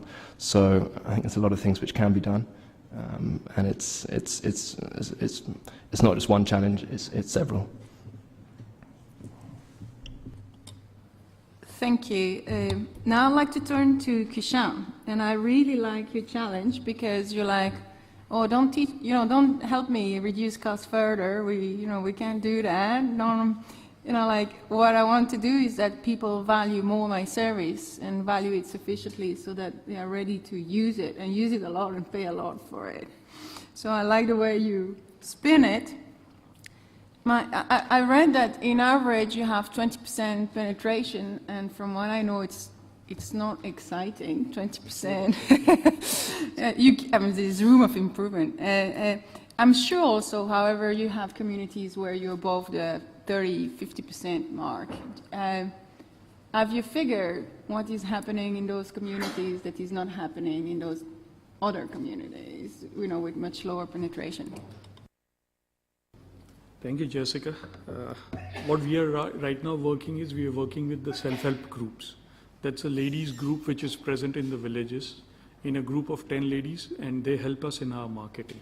Mm-hmm. And they are the groups which have been able to give us about 53 to 60% penetration. Okay. Because what we realized is trust is a factor which we have been discussing throughout in the last 2 days. Ladies stay within those villages. They have been identified by the government to work for the polio eradication and other midday meal schemes. So they are already into the social activities which are there. The villagers know them. Mm-hmm. And we are piggybacking on their goodwill within the villages. And in turn, this also helps us reduce our operational expenses because my staff, which was used for marketing, has been reduced because the ladies are taking over onto this. That's fascinating. Thank you. Thank you. I'd like to turn to Nat. And I have 2 questions for Nat, and not easy ones. So you're saying, oh, we cannot reduce our price further because we want to stay sustainable, but at the same time, we do want to find subsidies so that people, essentially there is money flowing through the people back into our system, which is, I'm not sure whether you're making flowing subsidies through the end users or subsidizing your structure, whichever way is simplest or shortest. So why you think that subsidizing end users is any better than subsidizing your organization and you decreasing, the price? That would be perhaps a question for you, yeah. Great, thank you. Yeah, subsidy in general, I think is a topic that makes people uncomfortable. It makes me uncomfortable. And I come out of the World Bank, I come out of the development sector, and have a fair amount of experience with not anticipating a return. And we would certainly be open to experiences from people saying, no, you got to direct the subsidy to the organization as opposed to the end user. And to an extent, there'd be it would be an easier, lower transaction cost approach to that. Why we initially focus on directing the subsidy to I'm going to look at the audience, and even though you asked the question, and you guys are intimidating all looking at me. And so why we originally started looking at directing the subsidy to the consumer is that there are existing structures in Ghana for direct cash transfers. And so one is there's an experience among the consumers, among the more impoverished consumers. And for us, we believe that the sustainability of the subsidy, which is really the challenge of subsidies, will be stronger if we route it through government systems, existing government systems, rather than creating a whole new system that we'll have to need to convince the government to adopt.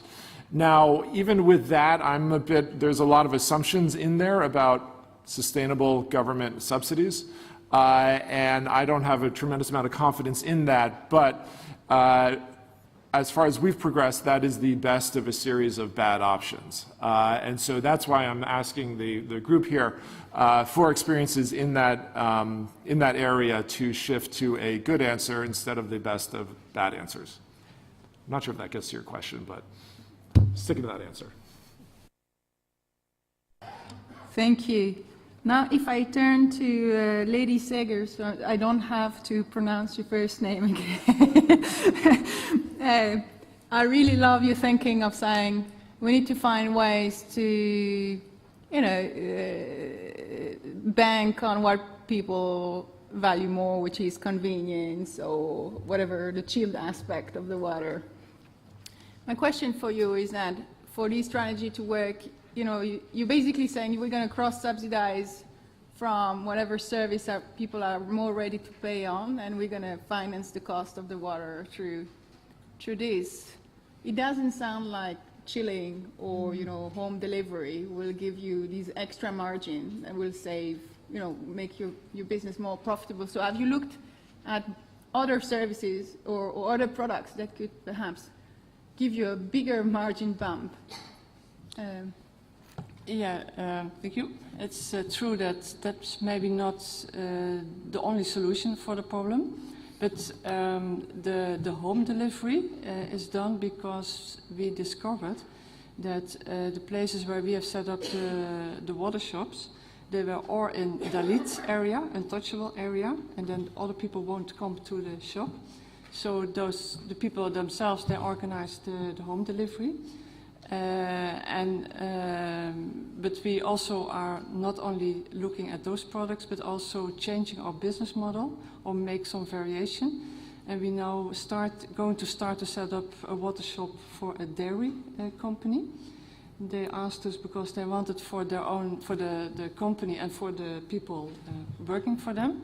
We also setting up a water shop in a bus station / slum area in Ahmedabad. We are going to work with a social housing project. They have built 150 houses with no water facility, and they asked us to set up a pilot. So that's the ways we are looking also, because we understood from other companies, they're doing more or less the same, that get the market penetration in the rural area will take years. And we don't have the money really to work 3 years without enough revenues. So now we're looking for a balance with other business models in other parts of Gujarat. And hopefully we can then go on the rural parts, by financing. Yeah, it's. Thank you. Interesting. Then Cyril. So Cyril, can you just walk us through the economics of your model? So as far as I understand, at the entrepreneur level, the kiosk is a profitable operation. Just the question is like, these guys need to access the capital to invest in the first place, whatever the franchising deal is. And then you would need more patient capital or another type. I think for the entrepreneur, perhaps that sounds more reasonable. I have no idea what you have in mind. For the level above, meaning the level of the organization, that the franchisor, you seem to be looking for another type of capital. Can you tell us more about the kind of structure you have in place and the kind of needs you have found? So first of all, you have to look at the economics of these projects.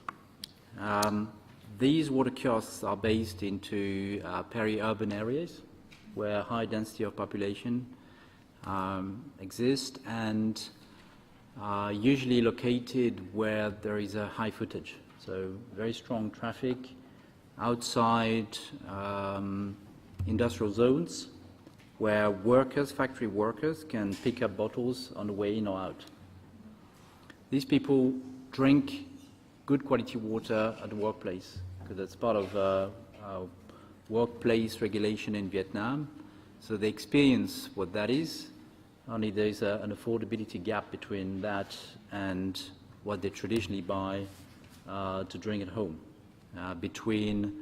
usually between 1 and 4 in market range. So the raison d'être of this water kiosk is to be there to actually enable these people to buy the same quality of water, but at an affordable price, comparable to the cheap industrial water quality that they traditionally buy. So high density, high footage. We bet on high utilization of these machines. That makes a big difference with water kiosks located in rural areas. Not just because there's high utilization, but also because there isn't the cost to deliver last mile water to people. And that removes a number of economics, or makes the economics better. On that proviso, we believe it's possible to finance the machines themselves with private capital in a way that can that money can return in 2 to 3 years, and then become self-sustainable over time.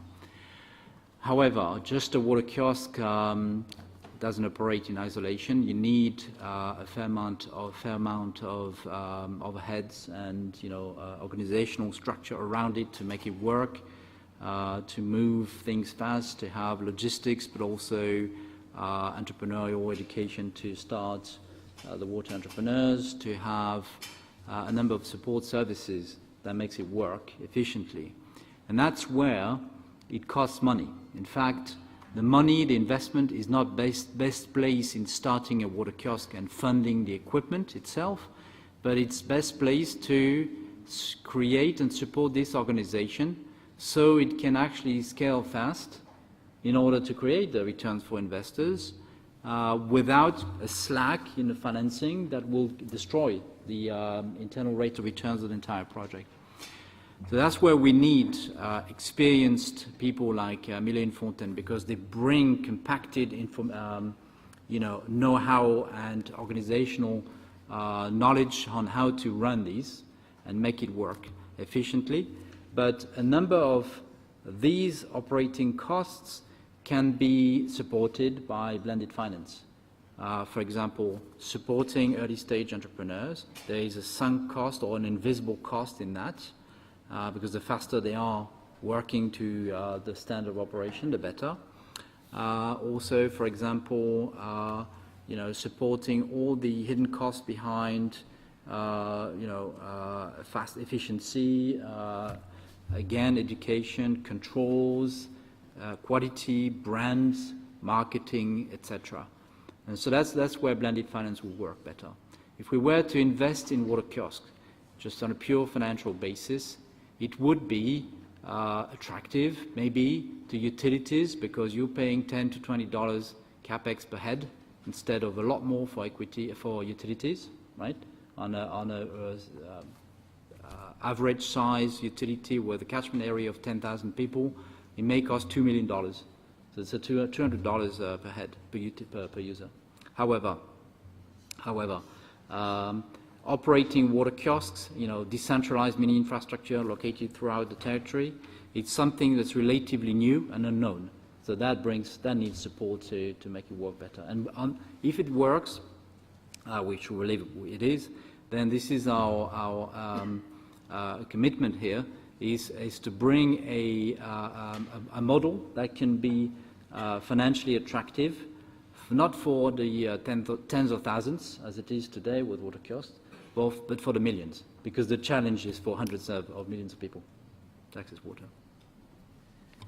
Thank you, Céline. And then we're going to close with Jérôme with a tough question. I'm sorry.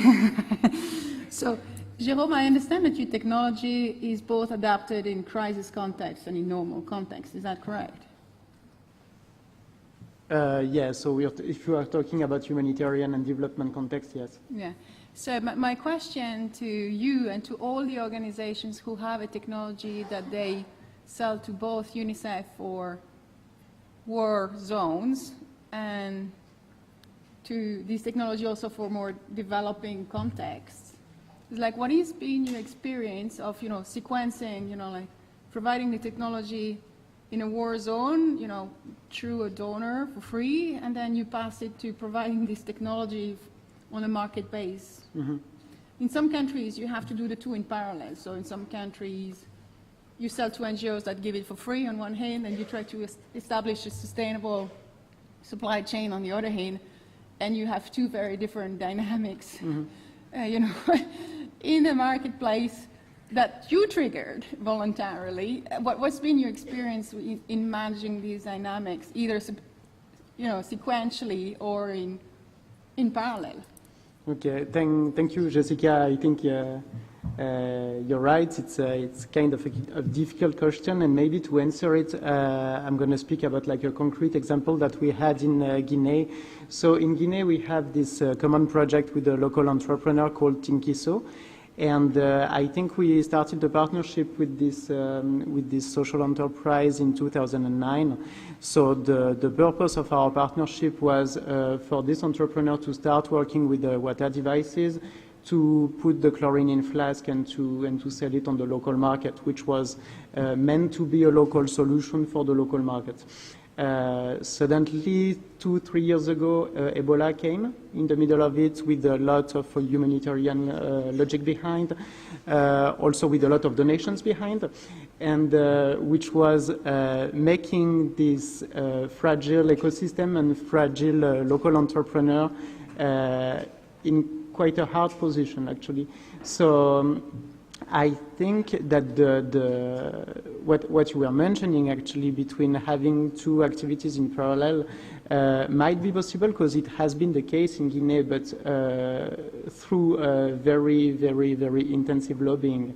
Now, let's say the loop is closed more or less, because this social enterprise, Tinkiso, succeeded in selling flask to UNICEF for donation, which is probably like a nice achievement for them, and they could keep their employees and they could keep their economic model. But of course, like having the two logic implemented exactly at the same moment, at the same place, it's quite a tough strategy. So yeah, this is how I would like to answer it with this concrete example. Thank you, Jérôme. So I did a good job. We have 6 minutes left. I have a choice for the panelists. Either do you want to continue the discussion between yourself, because you heard, like, I need to talk with this guy and we can continue the discussion between the panelists, or you prefer to have 5 minutes with people in the room who might, try to answer directly some of the challenges you have. What do you prefer? Yes. Let's hear from the audience.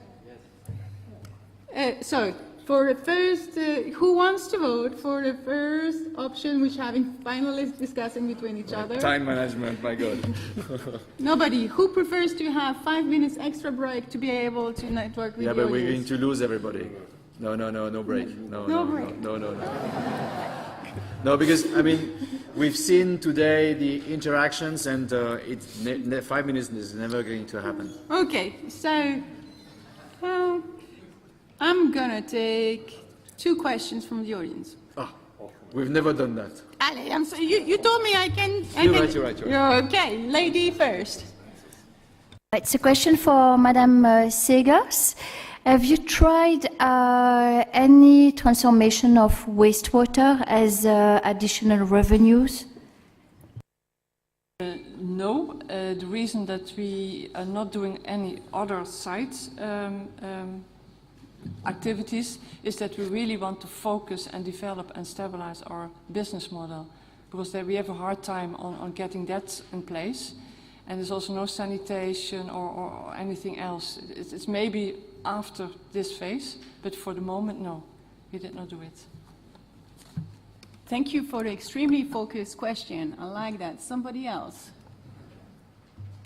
Yes? And this is kind of addressed to Cyril, but also to, in a way, I think it applies, it's a question that applies to all water kiosks. I wasn't clear, the source of the water, is it ground water? Actually, it's utility water for the most part, located in urban areas. But it can be anything, in fact. Just the flow through of surface water would be higher to produce clean water than it would be from the utility. Because in Vietnam, with the rainfall that you've got, a water kiosk could produce, independently of a utility supply, about 70,000 litres annually, on top of, where it's a kind of free. And I wondered whether in your model, could you see a way in which that would make some kind of economic sense? Because I think rainwater harvesting is a funny area in that it's always been underplayed, and it was not part of a kind of global development dialogue from the 80s. But that increasingly, when you look at the statistics now, it seems more and more pressing to address it. And so I'm curious, when you're in a place with such high rainfall, whether you could see... You mean the opportunity to do something against or about the scarcity of water? A family in Vietnam needs 4 square meters of land a year to harvest rain from to get their annual supply. And it seems that it would be... I think it's a question that preoccupies me, I suppose, but whether there's some kind of economic model lurking in there that would allow that to really be exploited, because it's a very efficient water source in many respects. I haven't actually digged into this. This is totally new as an idea, but primarily the problem they have, there's no scarcity of water, you would think that there isn't in a place like this. Actually there is, because so much water is deviated for agricultural purpose that at the peak of the season, you do have, shortage. But the primary problem isn't this. The primary problem is the security and the safety of water drunk by people, really, and accessing. And they are fairly aware of that public health issue. Being made aware by industrial accidents and others that make the average Vietnamese very acutely aware of environmental issues in general, especially those of water. Thank you, everyone. I need to wrap up the panel. I hope you found it as entertaining as me. Nicolas just reminded me that I've been extremely rude and didn't actually introduce myself. Humble. Very quickly, my name is Jessica. I work for consultancies like Histra or Lafille. I spend a long time looking at all the models we're discussing today. It's both exciting to see that, you know, there is still so much effort and thinking going into this field. It's a bit dispiriting to see that the challenges you're stuck now are still very similar to the challenges you were stuck in like 3, 4, 5 years ago. So I really hope that out of this event you will get some fresh thinking and ideas about how to move the sector forward. Thank you. Thank you. Jessica brings a lot of experience, I can tell you, so thank you very much. Thanks a lot. We're moving now to the next and last theme, just right away.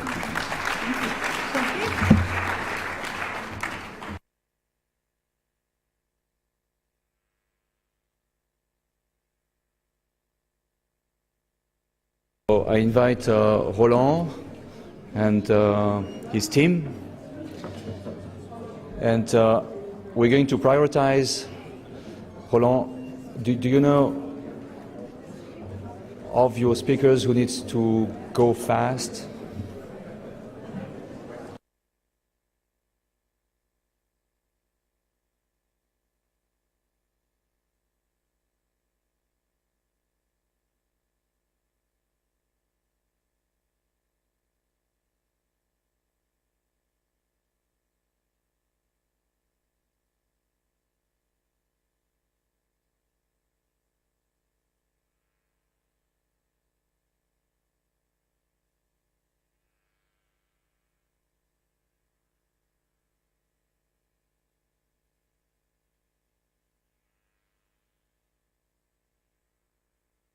And also, we would be very happy if you provide feedback. There is a formulaire in the lobby, but we'll send you a mail next week, the electronic version.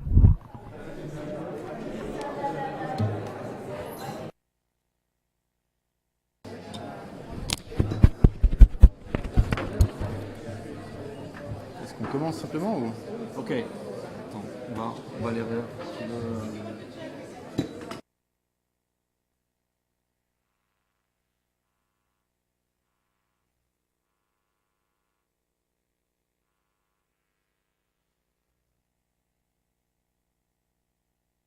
I'm asking the speakers who need, yes, just the speakers who need to go first, just tell your moderator.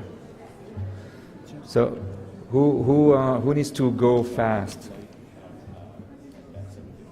Yeah.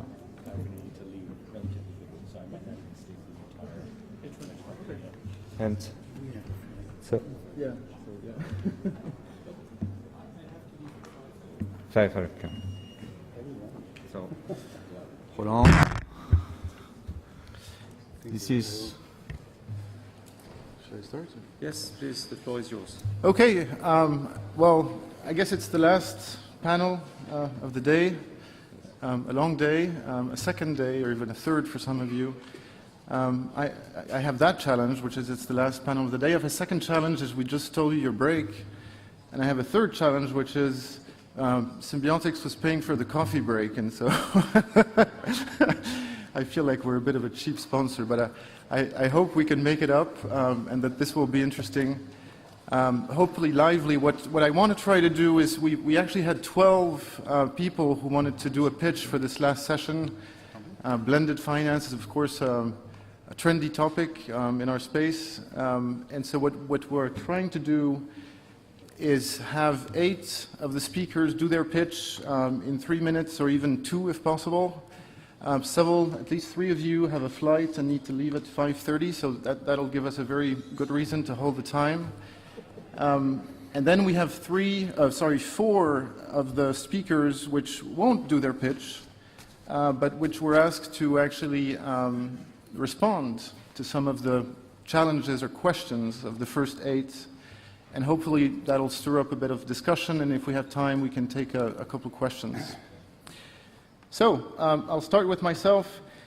Symbiontics, we're absolutely illiterate in terms of water, in the sense that we have a big past in impact investments. We function a bit as a small investment bank. We've done $3 billion of investments in impact investing, 2,800 deals. And so we typically interact with companies who claim to have an impact and who need financing, and we help them prepare their case to put them in front of investors, and we're in charge of the fundraising, if you want. It's a model that worked extremely well in other sectors, and so we're extremely interested to learn from this topic. And so that's a bit my challenge. Is I've seen $11 billion being invested currently in microfinance. I see about the same type of volumes going in adjacent sectors, off-grid solar energy or SME finance, whatnot. And of course, what I'm hearing is that one of the big challenges for the sort of small water entrepreneurs is to find the right type of funding.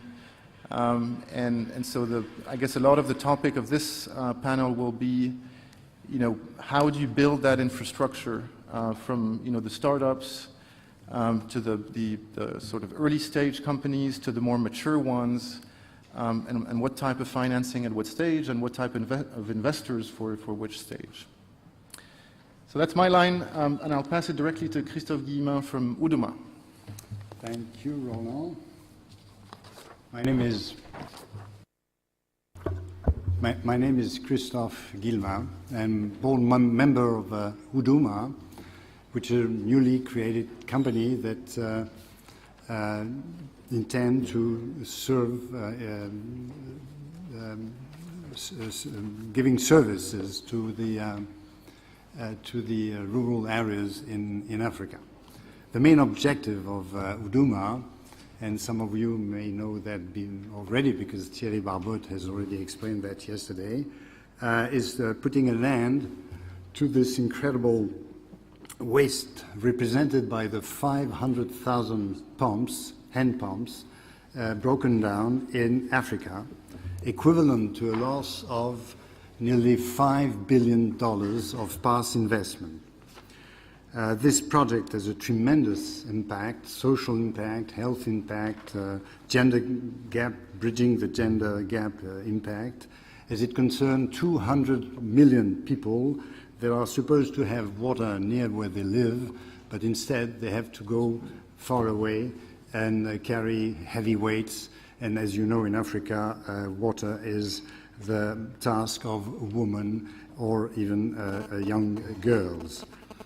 Uduma project is ready to start the job through a new system which goes through a concession of 15 years of a park of pumps, a sale of water as low as $1 per cubic meter, so it's a low price and very affordable, and this is the tricky thing, a 50-50%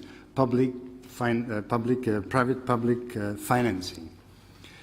And this is the tricky thing because the rural water has traditionally been, and I'm raising the challenge now, is traditionally 100% financed by the public funds through competitive bidding, which explains, surprisingly, the low quality of the pumps and consequently the number of breakdowns.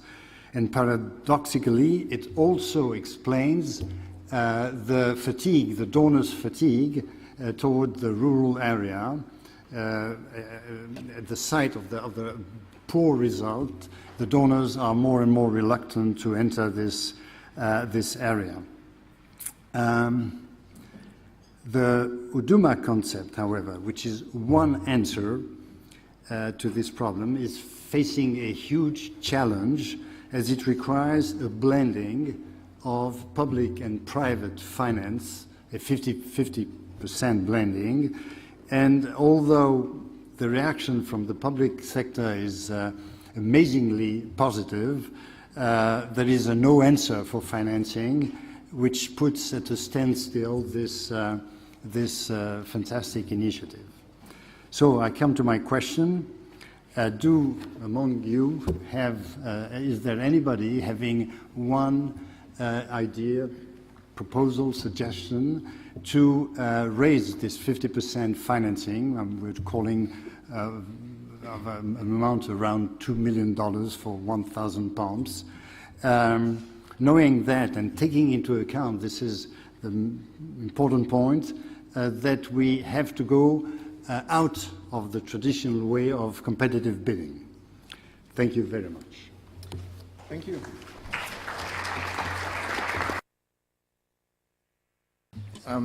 Very interesting topic. I hope it'll be picked up in the answers. I now move on to Jeremy Gorlick, who's working at USAID at the WashFin unit.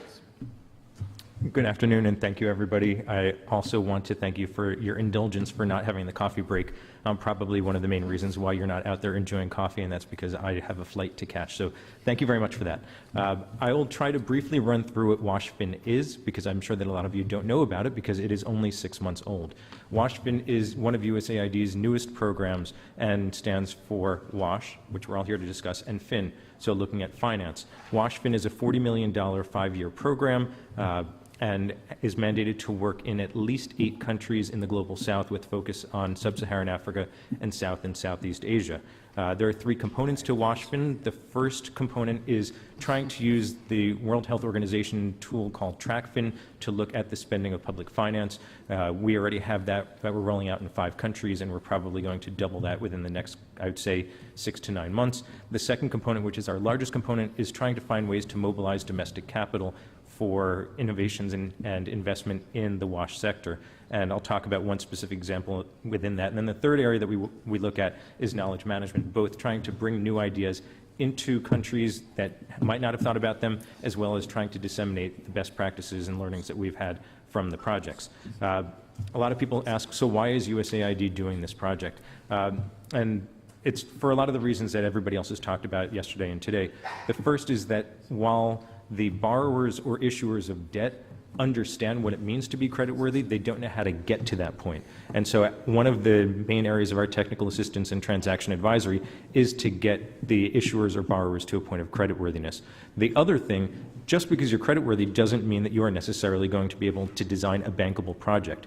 And so the other thing that we work on is trying to do both the technical and financial feasibility studies to ensure that the projects themselves are financially sustainable over the period required for full recovery of the borrowing. Just to run through an example, and this is top of mind for me because I'm getting on a flight to fly to Nairobi, we are working with the Kenya Pooled Water Fund, which is an innovation started by the Dutch government where USAID is providing both technical assistance as well as a guarantee enabled to basically mobilize domestic capital. There's a significant amount of concern when it comes to domestic capital as to whether or not there will be full repayment of the debt, and one of the things that we're doing is offering that guarantee in order to make sure that there's a level of comfort from the domestic investment side. So the reason why I'm up here is not just to talk about WashFin, but to ask for your help. We are active, like I said, our mandate is to be in at least 8 different countries. We'll probably be in more than that.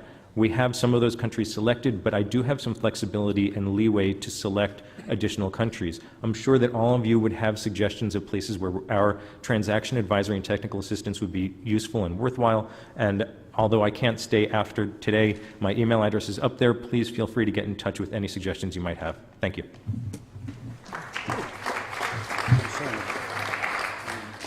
So obviously now Christophe Guillemin and Jeremy Gorlick are speaking together, and they're probably going to take the same cab to the airport because Jeremy just answered Christophe's challenge. How convenient. Let's move on to our next presenter, Siham Boukhali from Helvetas.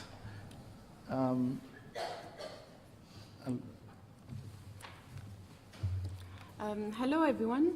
So my name is Siam Boukhali. I work as an advisor for Helvetas Swiss Corporation. We are a Swiss NGO, and we are committed to improving the living condition of rural people based in Africa, Asia, Central America, and Eastern Europe. So all of our projects have 5 components. So we work in the water industry, also in the rural economy, the environment and climate change, skills and development, and governance and peace. And one of the challenges that we have in most of our projects is that our population where we work don't have access to financial services because they are based in remote areas, and even MFIs close to them will not deserve the area because they are too far away and they don't have enough funding.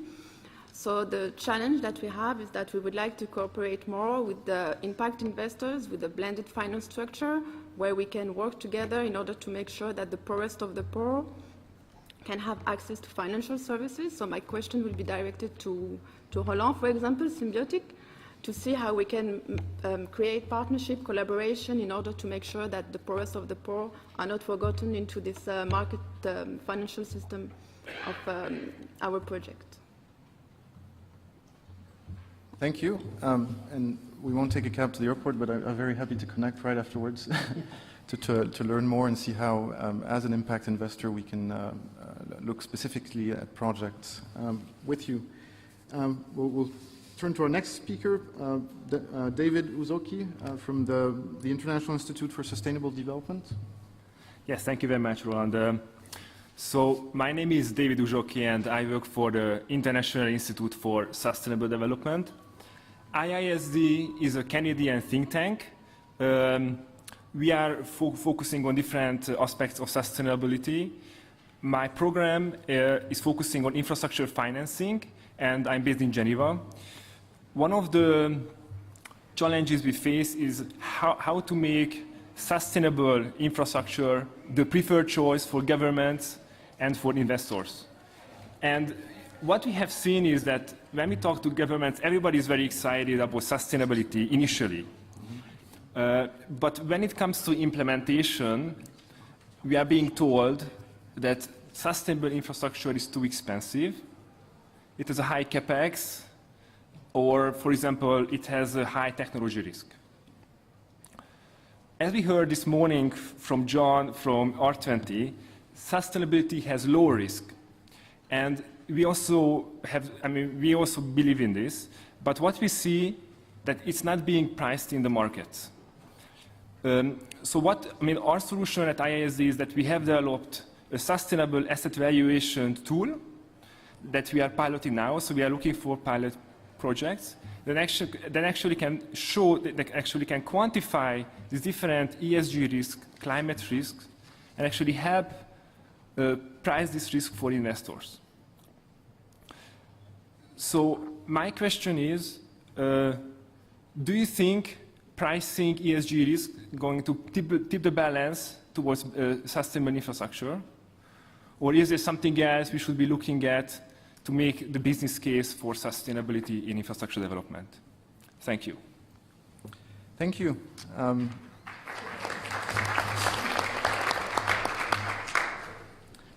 now pass the floor to Philippe Spicher from Amos Advisory and working as a consultant for Swiss Water Partnership. Yes, thank you, Roland. Good afternoon, everyone. The Swiss Water Partnership is a multi-stakeholder platform founded in 2012. And there are over 75 members from the academic, the civil society, the public and the private sector.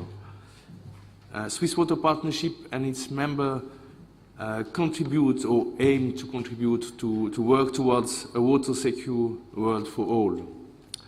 And this is accomplished by a number of activities, and some of them is bringing bundled expertise from the different members, which accumulate very different expertise, and also to develop cross-sector solutions, to promote the Swiss expertise, and to create the ground for market creation.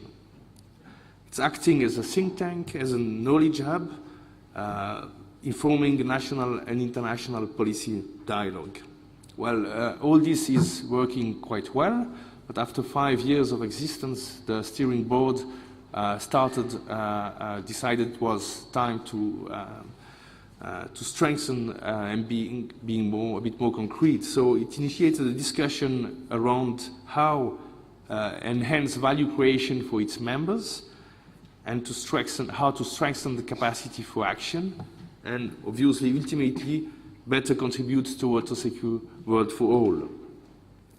And here came the idea of linking with the financial world. And at this stage, we have identified a number of possible roles Swiss Water Partnership and its members could play in the impact investing field. And these roles are labeling of projects, deal originating, capacity building and technical assistance, de-risking and structuring blended finance, and impact evaluation and monitoring, and up to the creation or the setting up of an impact fund. An impact fund would catalyze all these different roles, and so it has been decided to embark into a feasibility study about the creation of a Swiss Water Partnership Impact Fund. And here the question to the audience: what would you recommend to pay particular attention to in this feasibility study? And I would be very keen to hear any experience or any good idea on this project. So feel free to get in touch. Thank you.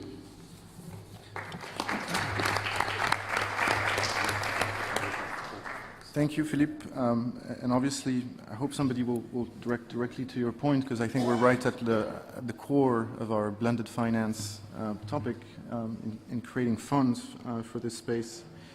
And I turn to Jeff Ernest from Aqua for All.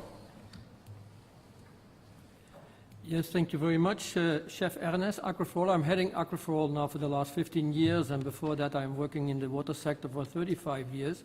In the 15 years we have been practicing blended finance, and in the latest study that we did, which was the study on the safe water enterprises, we found out again how difficult it is to fund the CAPEX. The OPEX is more or less achievable in spite of all the problems that we have to increase revenues. It is all about the CAPEX.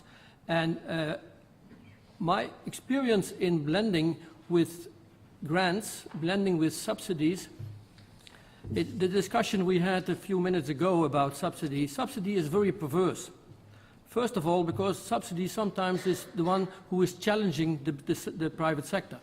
And by challenging the private sector, offering them subsidies, the private sector writes down what the grantor wants. And that would be a first risk. And the other risk is that the real financiers, they lean back. So I would like to challenge the audience, shouldn't we change the game? Shouldn't we first of all connect the funders themselves?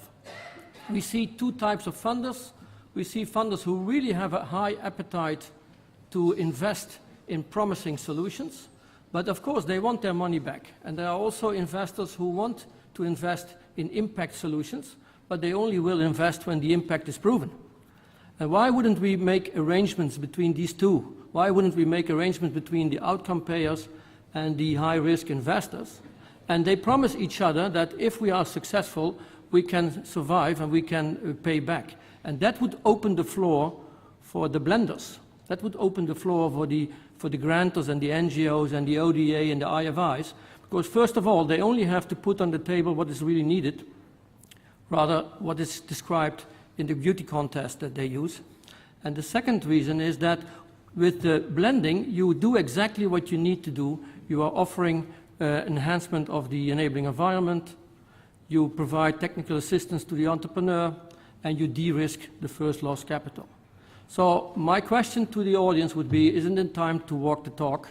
And isn't it time that funders would cooperate together and start with the funders and end up with blending? Thank you very much.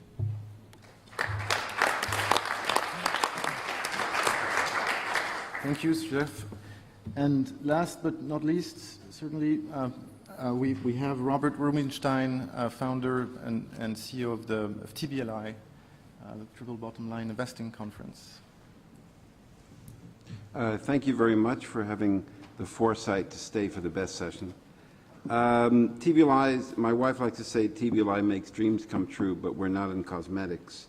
Our work is mainly building a values-based investing system through educating and advising asset owners and managers about liquid and illiquid investments and sustainability in North America, Latin America, Asia, and Europe. Having done this for 20 years, and also part of that doing a lot of capital solutions, capital raises, it became clear that really one of the greatest challenges facing impact and sustainable entrepreneurs and funds is the inability to find an effective capital solution.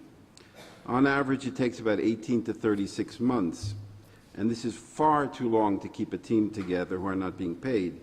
Most entrepreneurs don't have money to raise money, so they expect all of the intermediaries to work on commission basis, which is not possible. With no income coming in, it's impossible for these advisors to carry out the task at hand. The same is true for raising funds. My question would be, how can you fund startup entrepreneurs who have no money to raise money and at the same time create large money flows? Since I wrote this, I've actually found the solution. I've created, done a stakeholder dialogue, created the business plan, found the parties, done the IT and the legal, and then started the fundraising process. So there is a solution. It's actually not that difficult. And we have 1 minute and 15 seconds left.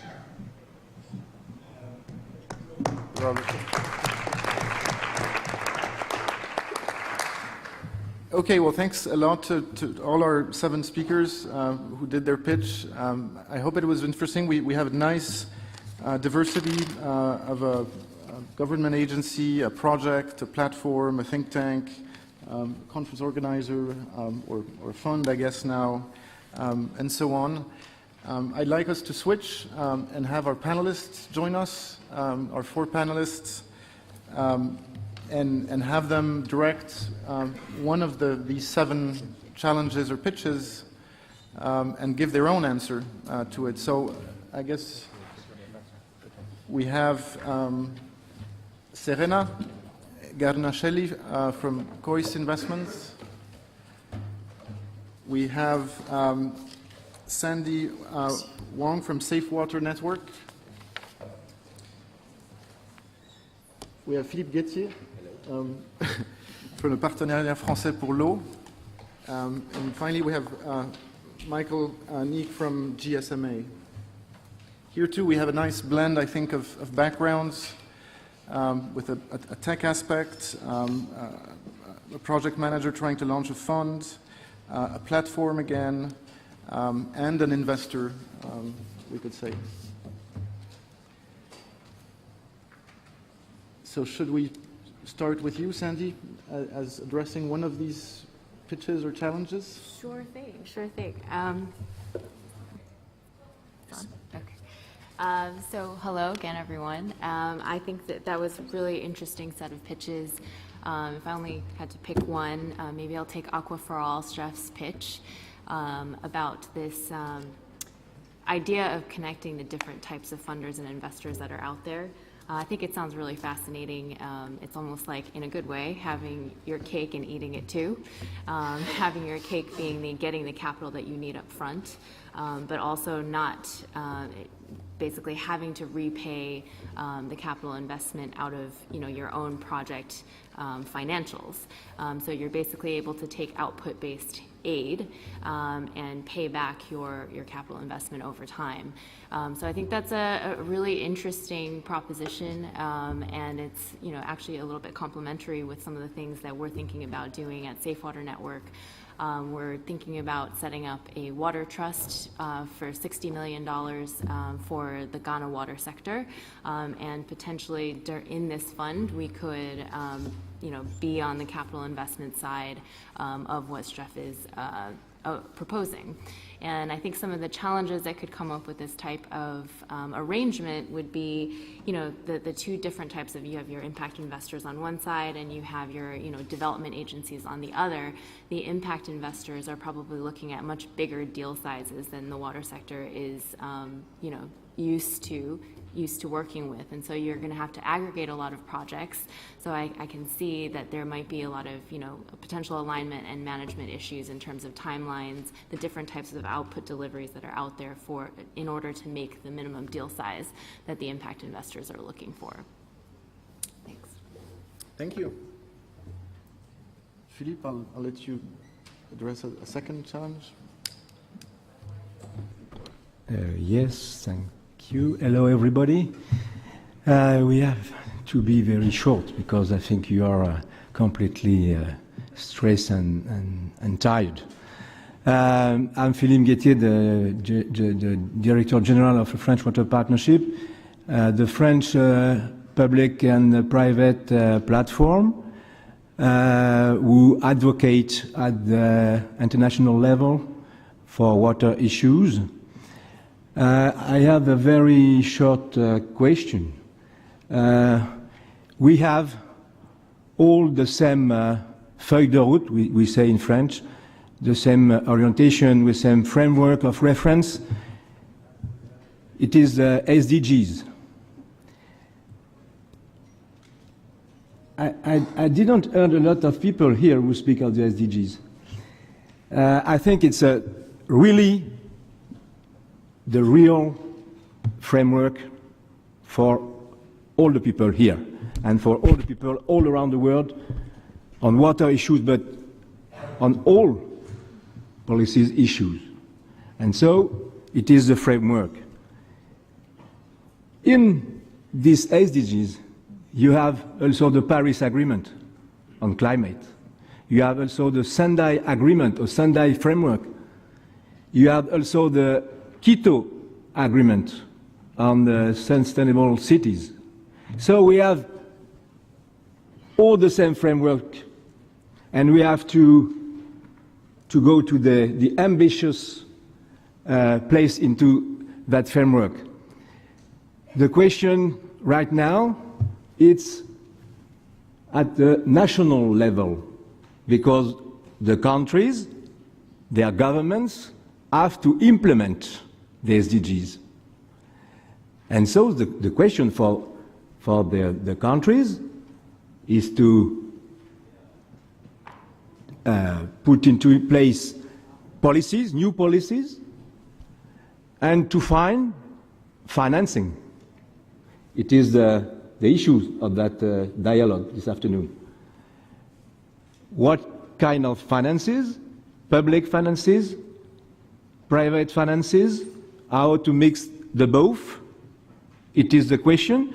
And for finishing, you speak today a lot of financing infrastructure. Yes, it is very important, but you have also to have in your mind financing soft projects like knowledge or governance. For example, is it possible to finance with public and or private financing this kind of projects, soft projects? It's finished for me. Thank you.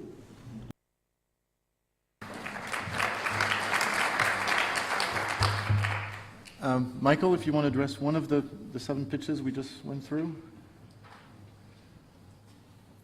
Sure, yeah, I'm going to try to. So I think there was a question on how to attract impact investors to ensure financial products and services meet the needs of the poor. So my naive answer would be data and partnerships as well. So what we see, and especially in the energy sector, is like data has been like hugely influential as well to attract capital at the early stage as well, but post-pilot, pre-scale, to enable like solutions to be refined and then to attract more interest as well from like various investors, equity, debt, and so on. So I think if you really think about digitizing your value chain in terms of like enabling mobile payments as well, or collecting data about your operation through sensors, it's a great way to show how your model is working, what's the financial behaviors as well of your customers. And we've seen that when you have a dashboard, when you can show online as well, you know, how your operations are working to investors, it's a great way to just attract interest in the simplicity of this technology. And I think my second point is around partnership as well. We see like the value of partnership with the operators, the mobile operators and the entrepreneurs, or with utilities as well, or multinationals. And what we're trying to do is really like to encourage and support as well these partnerships, because it's really add credibility to these early stage ventures. and to provide as well this long-term vision in a growth, where they want to end. So my answer would be like, yeah, we need like more research grants, early stage capital, post-pilot, pre-scale, and then have this kind of holistic vision about, you know, what kind of funding you would need to enable like the different stages of growth being met by these different financial providers.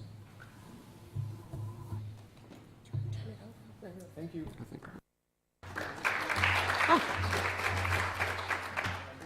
Try to come back to that precisely on the different stages of growth, but maybe Serena, as to finish our intro, if you want to address one of the Last but not least, so my name is Serena. I'm with Cois Invest, which is an asset management and advisory company focused on innovating financing.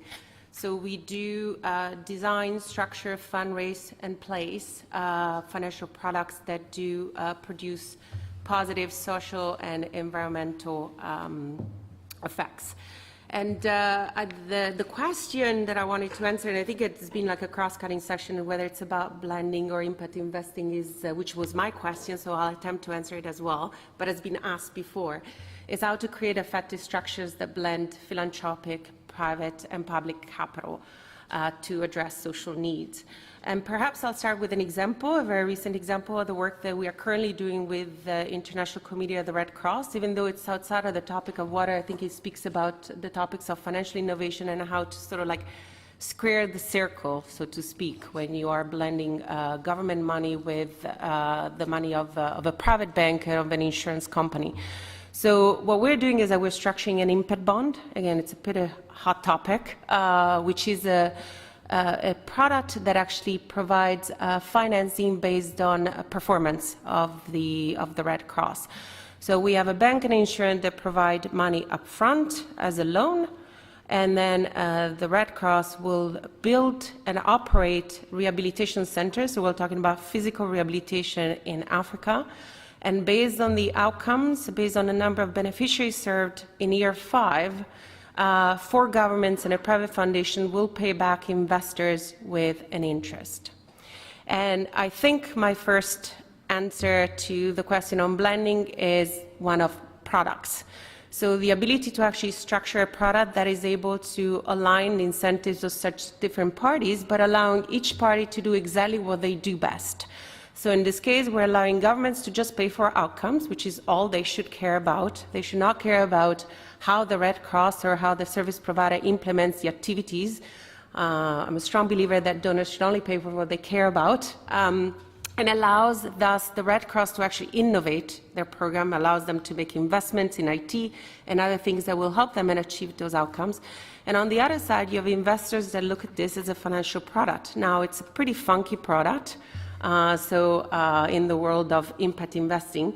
But when we tried to fundraise from both the private bank and insurance, they did, I think it was mentioned in the previous panel, exactly what they do best. They did a very rigorous due diligence on the operational model. They screened and they we built econometric models to look at the delivery model to prove that their returns were achievable. So one, it's smart or well-designed products. And the second one is advocacy. There's still a lot of, I don't know if you call it education or awareness about explaining how the products work and also aligning them with the different interests of private capital or public capital. And I think just to be provocative, the question that was asked about the Red Cross is like, can you really make money from disabled people? And that's what we want to avoid. We wanted this to be a positive story and the answer to be yes, but to be celebrated as a yes. So we reframed it as, when you look at what the product does, is that it incentivizes the Red Cross to perform even better than what they do today, thus creating value for the donors. And then the donors share part of that value in the form of an interest rate to the private capital. So I think that actually advocacy when it comes to impact investing, whether it's clarity on the product or trying to reframe the dialogue in a way that shows that there is shared value that it's created, is another important element.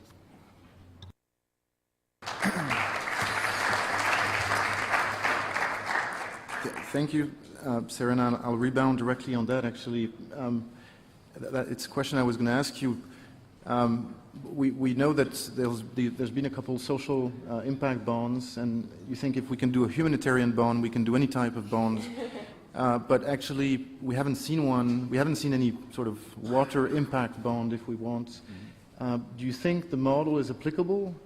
And what would it look like? Something like, each time you link a household to the water system, there's an interest paid by the donor to the investor? Yeah, so I think there are usually 3 prerequisites to consider an impact bond, and probably water experts can tell me where in the water world those aspects are met. One is one of measurability. The results have to be measurable. The second one, they have to create value. So you can either find, this has been considered, for example, in the solar space, whether it's economic savings at the household level. In the application of water, there could be, rather than economic, there could be social benefits or other values that are created by through access to water, like health, that perhaps don't clearly manifest on a government balance sheet, but they are valued by existing donors. So the value that is created, identifying, and then who's willing to pay and what price. And then the third one, innovation. I think impact bonds are very good at scaling, not at finding innovation and testing and piloting innovation, but when innovation is happening, to help a business scale that innovation further. Thanks. And as a transition, but staying on that instrument, because I think it's a very innovative instrument that we will be seeing more and more in relation to trying to address different SDG themes, and have green bonds and blue bonds and yellow bonds and whatnot. Michael, how is the sort of digitalization, in particular of the last mile, helping actually the private sector fund these small water enterprises?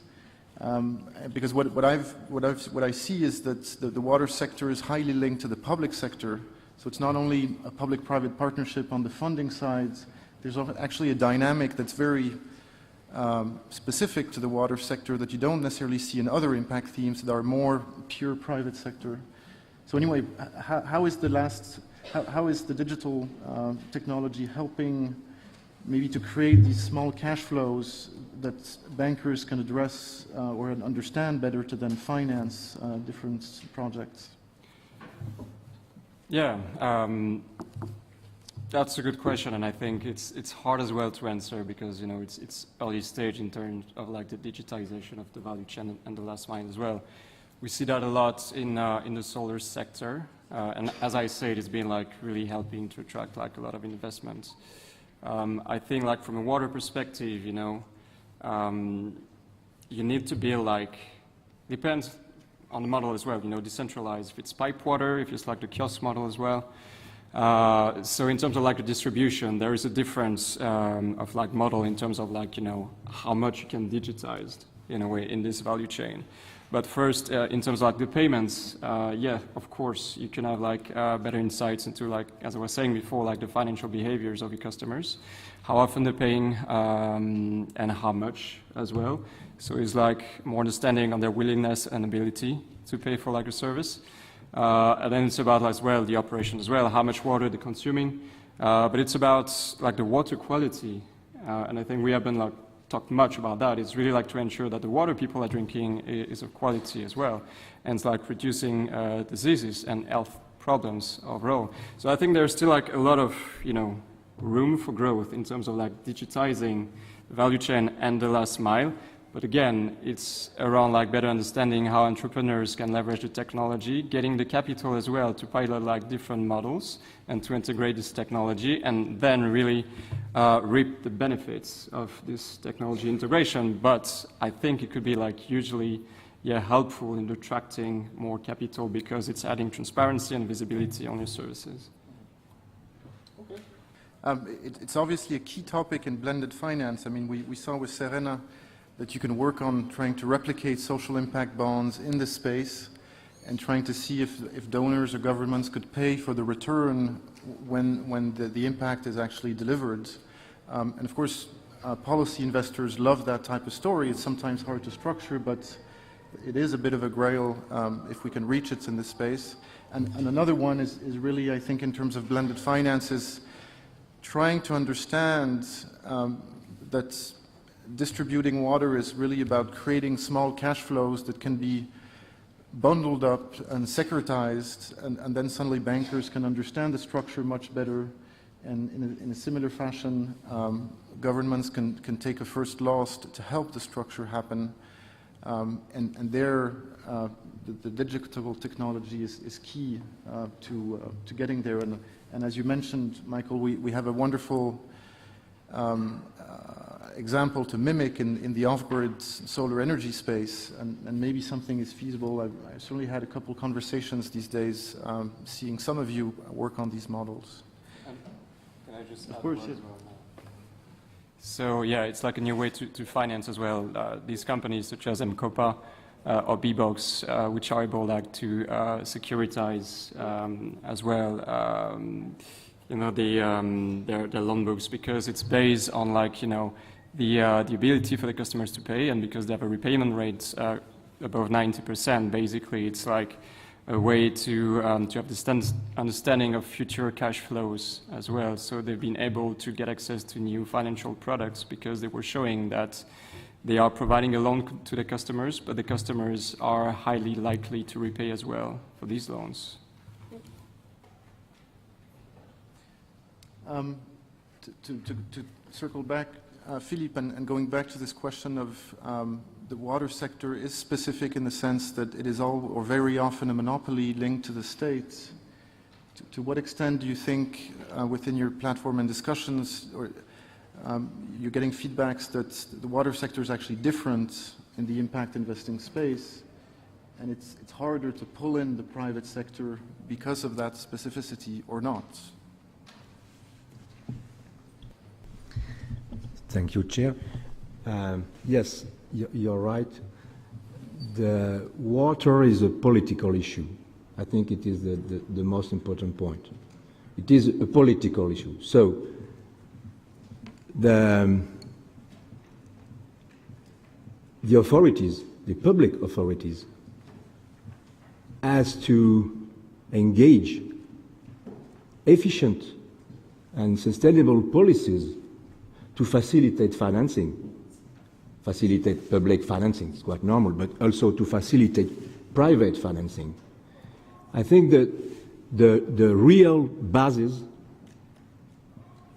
is the public policies. And so, if I have one message, is that one.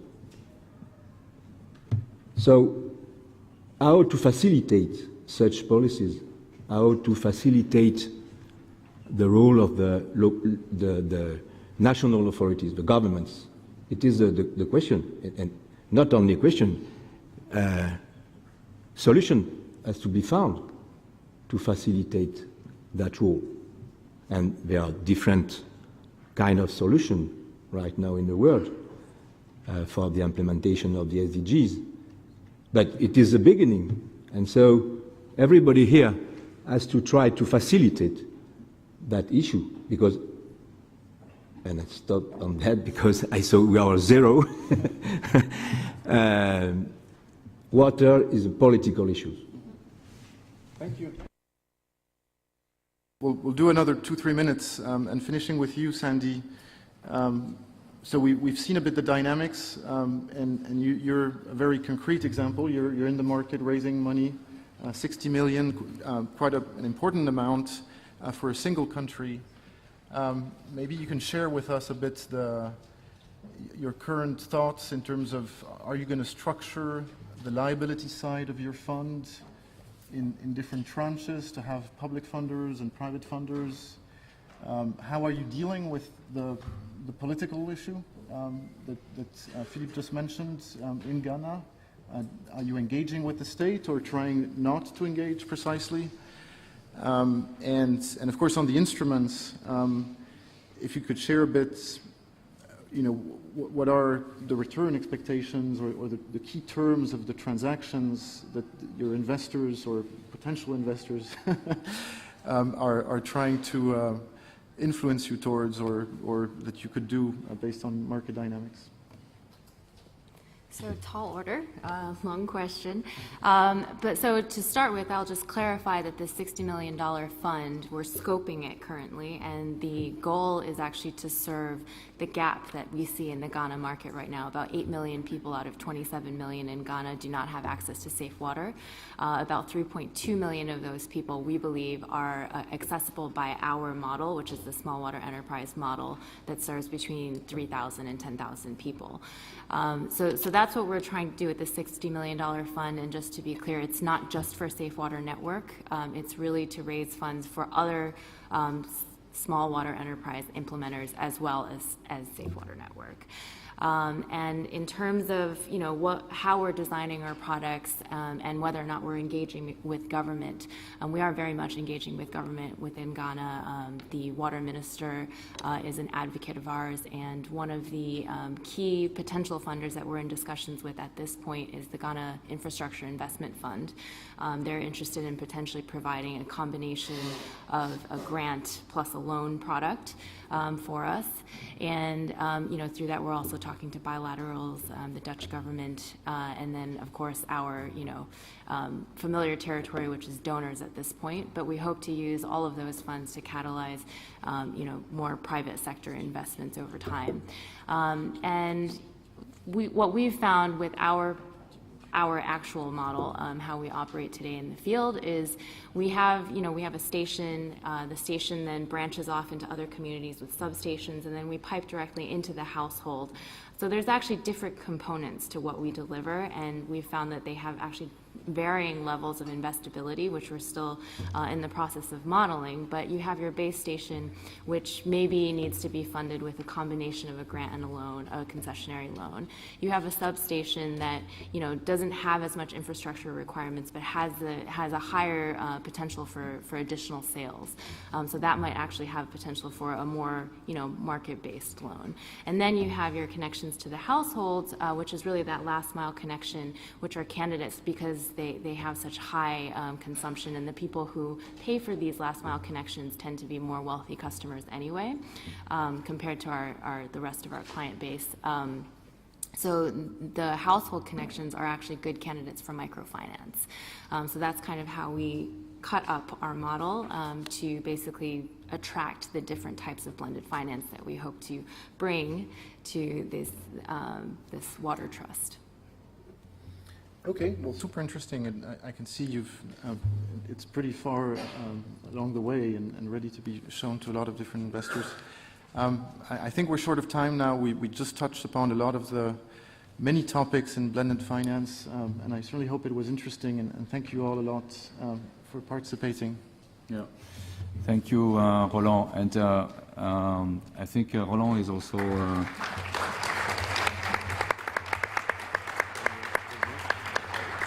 and the panelists and the team. I just wanted to say that Roland is maybe one of the person that has been supportive from the beginning for what we're doing, and I want to thank you here. Yes. Okay, well, and, yeah. Thank you. Thank you, Nicolas, and I think, again, our role at Symbiotics is to try to convey the message that impact investing do exist. It's possible. There's a lot of money out there that's just waiting to trickle down in these projects. And it was done in other sectors, and I certainly hope that the water theme will become a big theme in impact portfolios. And it's all about, I think, a lot of the stuff we've heard over the past 2 days of just building the ecosystem. I won't add too much, but really thinking of the infrastructure, the plumbing that needs to be built to connect the capital to the projects. It's not always about innovation. It's much more about deployment and scale, and trying to listen to some of the investors and find ways to build these small cash flows or these sort of, like the example of the social impact bond, the different types of partnerships. So again, there's a lot of money out there. It's possible. And there are companies like Symbiotics that try to help impact projects get access to funding and talk to more traditional investors. Thank you. Thank you very much.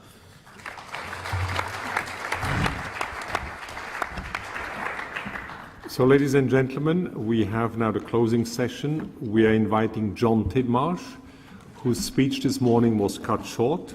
He will have a few more minutes now to provide his view of the day, and that will be followed by the concluding comments and vote of thanks by Edward, who is also my boss.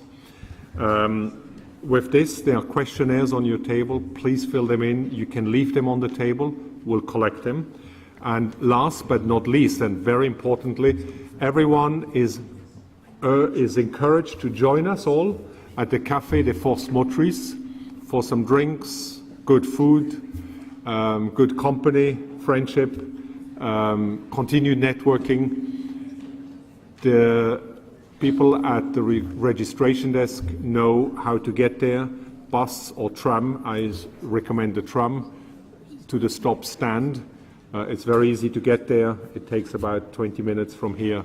So when it's over, many of us will make our way to the Café des Forces Motrices. Thank you very much.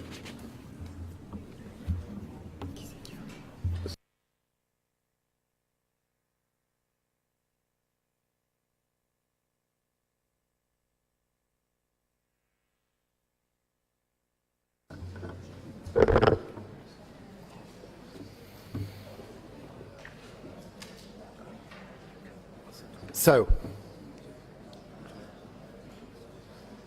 ladies and gentlemen, thank you immensely for everything up until today, and thank you to Anatole and to Nicholas, who have managed to organize a circular economy conference and actually recycled the keynote speaker. That's not my joke, by the way. I think I lifted that from Anatole himself. So, I hope that we've really learnt today that there are many pieces of the puzzle. I'm coming back to what I said in the earlier, in my opening remarks. There are many pieces of the puzzle that exist, if not all. I maintain all, but a few people challenge that. But many of those pieces exist.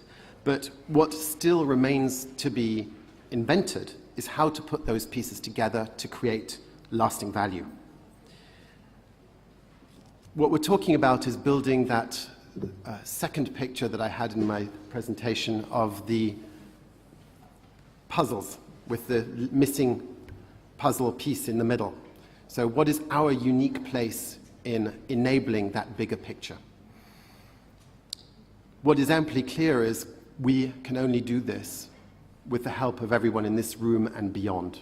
We cannot do everything on our own, and the exciting part and the opportunity lies in collaboration. And I think today's actually shared many pointers which I think help us in the thought process and in the adventure of inventing these new ways of doing things. There's the opportunity of services. We spoke about the water energy network. We spoke about the water sanitation nexus, if we please, as well. We spoke about technology and how technology now is able to make many new business models profitable, whether that be in smart water, clearly, but also using telecoms and big data. And the third area was really enabling systems, as I call it. It's new hybrid models, business models. It's blending finance to use different motivations of different types of investor to meet different types of need of different types of organization and solution at different stages in their maturity. And linked to that is clearly value chains. So I think it was very rich, many exciting ideas, ventures, concrete solutions, and I think there's an awful lot to be getting on with.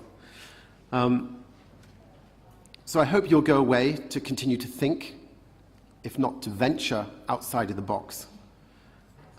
And I want to congratulate everyone really for, I don't know, it was tangible, but it was really a spirit of trust, because it actually takes something to go out there and say, hey, I've got an idea. Hey, I want to do this. I need something.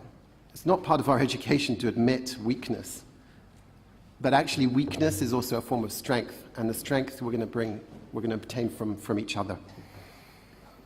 So there are three things, and this is my prerogative of closing and to catch up on the minutes that I didn't use in the keynote, but I noticed, I think, in listening to the presentations today that there are some really blatant needs, and maybe these are some hints or some ideas or where maybe the group or the community or the platforms might want to take things.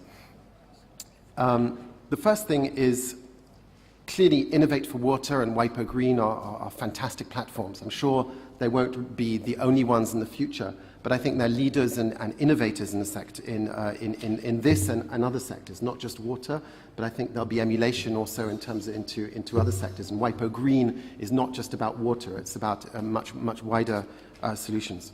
But at the moment it stays very international and quite virtual, and I think that there is always a place for on the ground. So it strikes me that we need local roots, one, Geneva, many other places, wherever there is a sense in bringing people together and having a local strength. The second is that it seems extremely clear. I mean, for us it's very true, but I think it seems extremely clear for others in the room, at the base of what everyone is saying they need is a need for capital. Capital to devise and pilot new solutions, whether this be in the form of grants, whether it be in forms of soft loans. The latter tends to be a favorite of governments, the former and philanthropists. But what I would advocate for is I think what we really need is people to take, in both philanthropy and soft loans, a much more flexible approach to supporting new ideas. And I think there's a real role to be played for philanthropy in particular, but strengthened by government and perhaps in collaboration with government, to create maybe a venture of its own. And that's certainly something that we would like to be involved in at R20. We would definitely like to see born, because we could benefit from it, and I think an awful lot of you people could as well. And another thought came to me is behavior. It came up a number of times during the afternoon.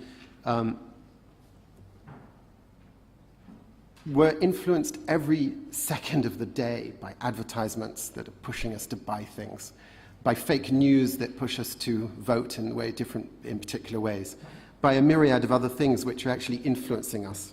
And actually big data, we come back to big data, and media and social media are all tools that are out there that it strikes me we're not really using. Again, I think there's an opportunity there to actually create behavior change, to adopt new models, to create behavior change, to take responsible choices. And it's frighteningly easy to influence people. And I think that we're missing a trick. Finally, and this really is finally, I think we're living in incredibly exciting times. I don't know about you, but I feel blessed to be living now, because we have a real opportunity to really make an impact and make change, to fill our pockets with money and good spirit and good feelings. I think that this raises an issue, and Anatole referred in the opening remarks to a quote from Alexander the Great. The brave man sees no end to his efforts for good works. So I was thinking, is this because Alexander the Great, not Anatole, was not such a bad guy after all? In other words, he was doing it because it made him feel good? Or was it that he was really saying that taking responsibility for the risks that face society, our fellow human beings, and the environment, in the case of many of the themes that we've been talking about today, is this the best way maybe of serving ourselves? So I'd like to conclude with that. Thank you very much.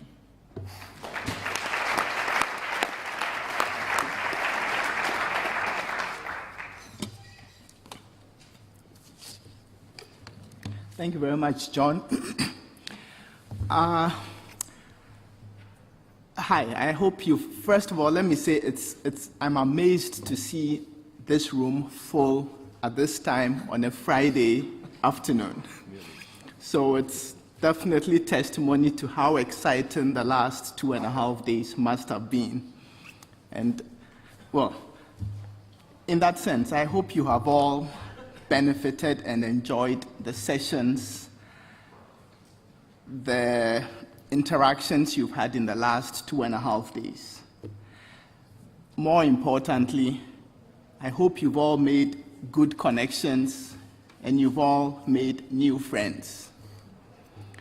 I personally haven't been physically present in this room the last 2.5 days, all the time, but I did come in and out. As you may have heard, there's a parallel session going on next door, so I had to be there as well. But I've been here in and out, and based on the interactions I saw in this room, out in the corridors, in the atrium, I get the sense that yes, you did make good connections, you did make good friends.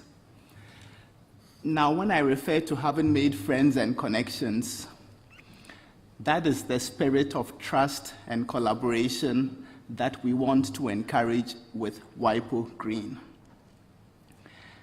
It's all about a collaborative ecosystem along the entire value chain, a collaborative ecosystem along the entire value chain, as we heard throughout the last 2.5 days. Or perhaps more appropriately, it's along the value network rather than the value chain. And I believe this epitomizes what we did over the last 2.5 days. Now, this is largely thanks to our partners as well.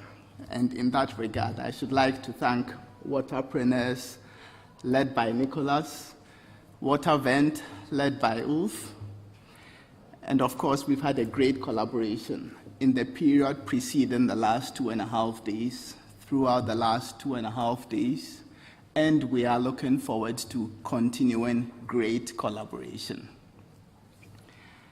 Now, speaking of collaboration and the teams behind what we've had in the last 2.5 days, I think you all know the leader of the WIPO Green team, Anatole.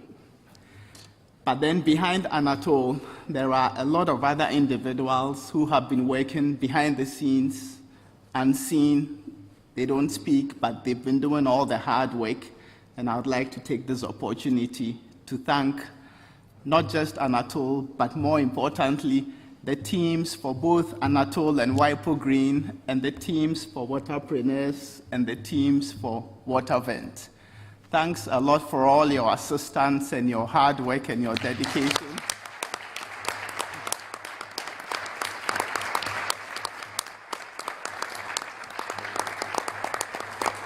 And I know we had a lot of volunteers as well. The volunteers, we need to thank you all as well. Please join us in thanking our volunteers as well for the last 2.5 days.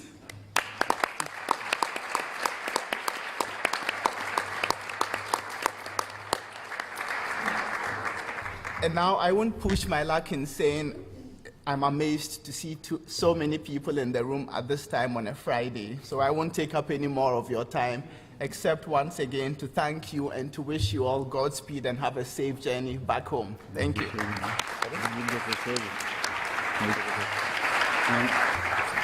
I think Ulf and Waterpreneurs team want to thank WIPO to trust these crazy German and French people to innovate, because we've done a few things that you're not used to do, right? Absolutely. Yes, thank you so for that. thank you for taking that risk. It was quite risky. Yeah, no? Not once I met you And too. thank you to all of you who also trusted that that would be a place to come and participate and contribute. This is really amazing. Thank you so much. And well, we'll see what the future will do together. Thank you.